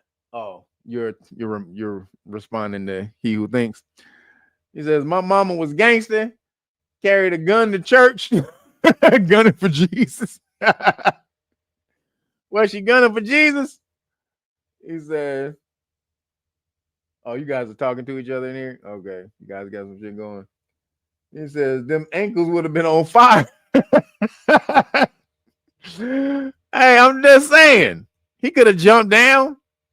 The non-melanated ones I've seen be hollering, crying, and screaming all in the stores. Yep. Them black kids, boy. Tell you right now. Hell to the no. Says the higher parental limit setting was associated with a greater likelihood of children achieving the expected level, say the study authors. Celebs who use gentle parenting include, I don't know who, Mindy Kaling, Alanis Morissette. Isn't that ironic? Don't you think? And all these some other people that we don't know about. So I'm just gonna say, kids need the FAFO. Straight up. Your kid needs the FAFO. They need to fuck around and find out. You need to let them know. Again, all that means is there's consequences to your actions. That's all FAFO means. Cause and effect. When you initiate a cause, there's going to be an equal but opposite reaction to that. And you need to be ready for it. You need to know what it is. You need to be ready for it. But there is one. So if you don't think there is one, you're going to find out. That's what that means. So, who is they? They don't have more influence over me than my people. Oh, you guys aren't here. You guys in here arguing and talking? What the hell y'all doing over there? So, smack your kids. That's what I got out of this. I don't know what you got from this this article right here. I just heard smack shit out your kid. Maybe I need to get the sugar daddy out of my ear. I don't know, but maybe I need to clear my ears up a little bit. But what I heard was smack the shit out that little nigga when he start talking crazy. When he get out of hand, smack the living, smack him. Don't smack him. I say mentally do a haberdashery. Smacking, tapping a kid should be the very last resort, because you should teach them that violence is the very last resort, not the first thing you resort to, last thing, because violence is needed, especially if you're getting bullied or punked or something. So you need to teach a kid how to use violence properly, right? Not for offense, but for defense. However, they do need to know that if everything fails, I'm gonna slap the shit out of you. You understand? If everything else fails, I try to teach your ass to do. If you still talking crazy, I might slap the shit out. I'm gonna slap the living snot out your mouth. You understand? You're gonna get a 2-piece to the mouth. You don't shut your ass up. Just playing. But not really. So just saying, don't let your kids run you. You run them kids. Last thing I got, police stop law lessons. So again, how are you going to stop what's his name? You know, the orangutan Avenger. How are you going to stop him from getting at you? Oops. I just hold on.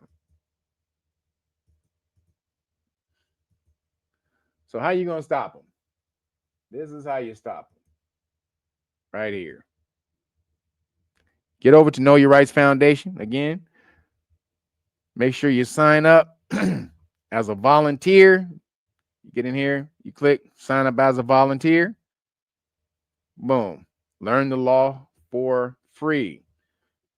This is what we're doing right here. Also, this website again is a legal resource website. You can learn the law just by perusing this website.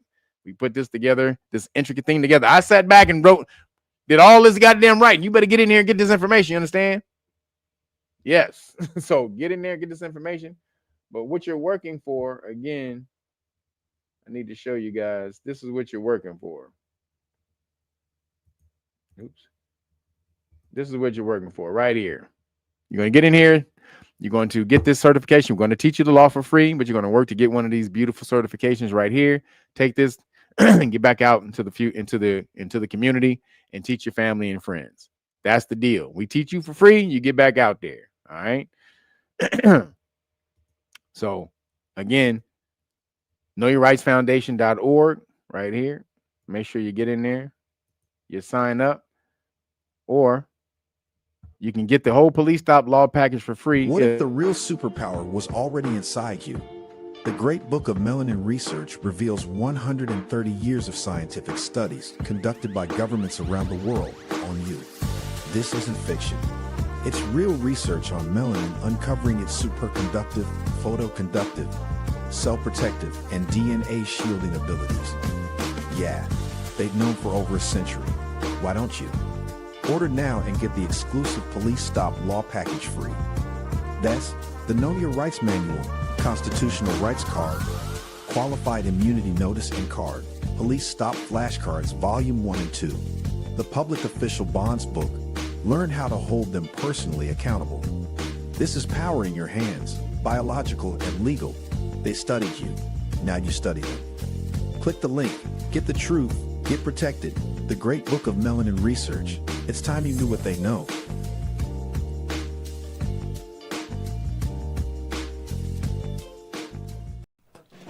Have you ever had an unwanted police encounter? Have you or your loved ones been terrified at a police stop and did not know what to do? Have you witnessed someone else's rights being violated at a police stop and wished you knew what to do? Well, wonder no more. You are not alone.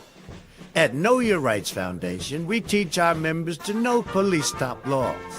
Police are banking on your ignorance of the laws and will use that against you. Knowing the laws allows you to get home safely from a routine traffic stop that could spiral out of control because of lack of education. If your constitutional rights are violated, we educate you on how to get restitution from police officers and/or the city. Join us in this detrimental cause by contacting KYRF.org. Sign up today. That's right, everybody. So again, make sure you go to realnagas.com, order the Great Book of Melanin Research, their hard copy, and I will hook you up. And again, you guys are going to get, boom, this press pass. You're going to get you also get one of the free t-shirts. That deal is still going. You get a free t-shirt. So make sure you send me your size and color of the t-shirt that you want. Again, if you ordered already, I still need your size and color. There's a couple of orders in here waiting on me to send out the t-shirts. So send me your size and color for the t-shirts. But right here, is the press pass. These are the press passes right here. Just created these. So if you want one of the press passes for free, we're going to put these not even up on the website yet. So in order to get this, the only way you can get this press pass is from me right now. So to get the press pass for free, order the Great Book of Melanin Research. You get the whole police stop law package, plus the flashcards, the t-shirt, and I'm going to give you the press pass again. And this is on the back of the press pass right here. The laws that show police officers about your First Amendment rights, your Fourth Amendment rights, Fifth Amendment rights, and Sixth Amendment. So all of this right here, telling police officers that they need to not mess with you. Basically, that's what this says. And again, tell me which t-shirt you want, the gold lettering, the black lettering, or the white lettering for the t-shirts. All right, y'all, that's it for me. I'm about to get out of here. I'm hungry. Appreciate y'all for the cash apps. Appreciate. Make sure you go to Real Nagas. Know Your Rights. Patreon.com/Real Nagas and sign up for the status classes if you want to get out of the United States of America, Inc. I just showed you what was going on. Now, if you see that and you still don't get out, you still a part of that damn corporation. I just showed you who was the secured party, the debtor, all of that. I just showed you all of that. We just broke it all down. Now you should clip that part. Make sure you clip that part and start sending it to people. But I just showed you everything that you did not know about that damn UCC filing statement. $14.3 quadrillion, and that was 15 years ago. So in 15 years, I'm thinking we're worth at least another. We're around 20 to 25 quadrillion dollars. So if you want to learn how to separate yourself and then take advantage of the system, again, patreon.com/Real Nagas. Sign up for the status class at the highest level. I will give you the paperwork for free once you can explain it. All right. I need this law army. I need this law army. I'm going to get it. I need it. That means I'm going to get it. Universe is going to give me everything I need. So I need this law army. That means I'm going to get it. I'm going to get it with you. Will you be in the law army with us? We hope so. But if not, hey, see you later. Thanks, everybody. Thanks to all my mods. Appreciate you guys. Thank everybody hitting the Cash App. Appreciate y'all. They didn't cut me off this time. So goddamn, thank goodness. But you can see they shadow banning my damn live streams, man. My live streams have consistently been cut like in half. Before, if I take a break or whatever, and I come back on a certain day, that's not the day, they'll cut the live stream in half with the algorithm. So it went down from like 700. It'll go down from like 700, then 500. Now it went down to like close to roughly 400 right now. So again, you guys have to make sure that you check the days that I'm up. I'm either going to stream on either a Saturday or a Monday. Those are the only 2 days I'll probably stream. So if you don't see me on a Saturday, check Monday. But you got to do that to make sure you get the views back up, because the algorithm, they trying to fuck with me. As you can see, they took me out of the monetary program. So the way to support is to get at the Cash App. Again, appreciate everybody who hit the Cash App, but that is the best way to support, since they took me out of the monetary program. Or go to realnagas.com, purchase the Great Book of Melanin Research package. These are all the ways you can support. Also, patreon.com/Real Nagas. But appreciate you guys. I'm out of here. About to grab me some chicken shawarma today. And some Dewey's cookies. Peace out. Appreciate y'all. I'll let you later. Deuces.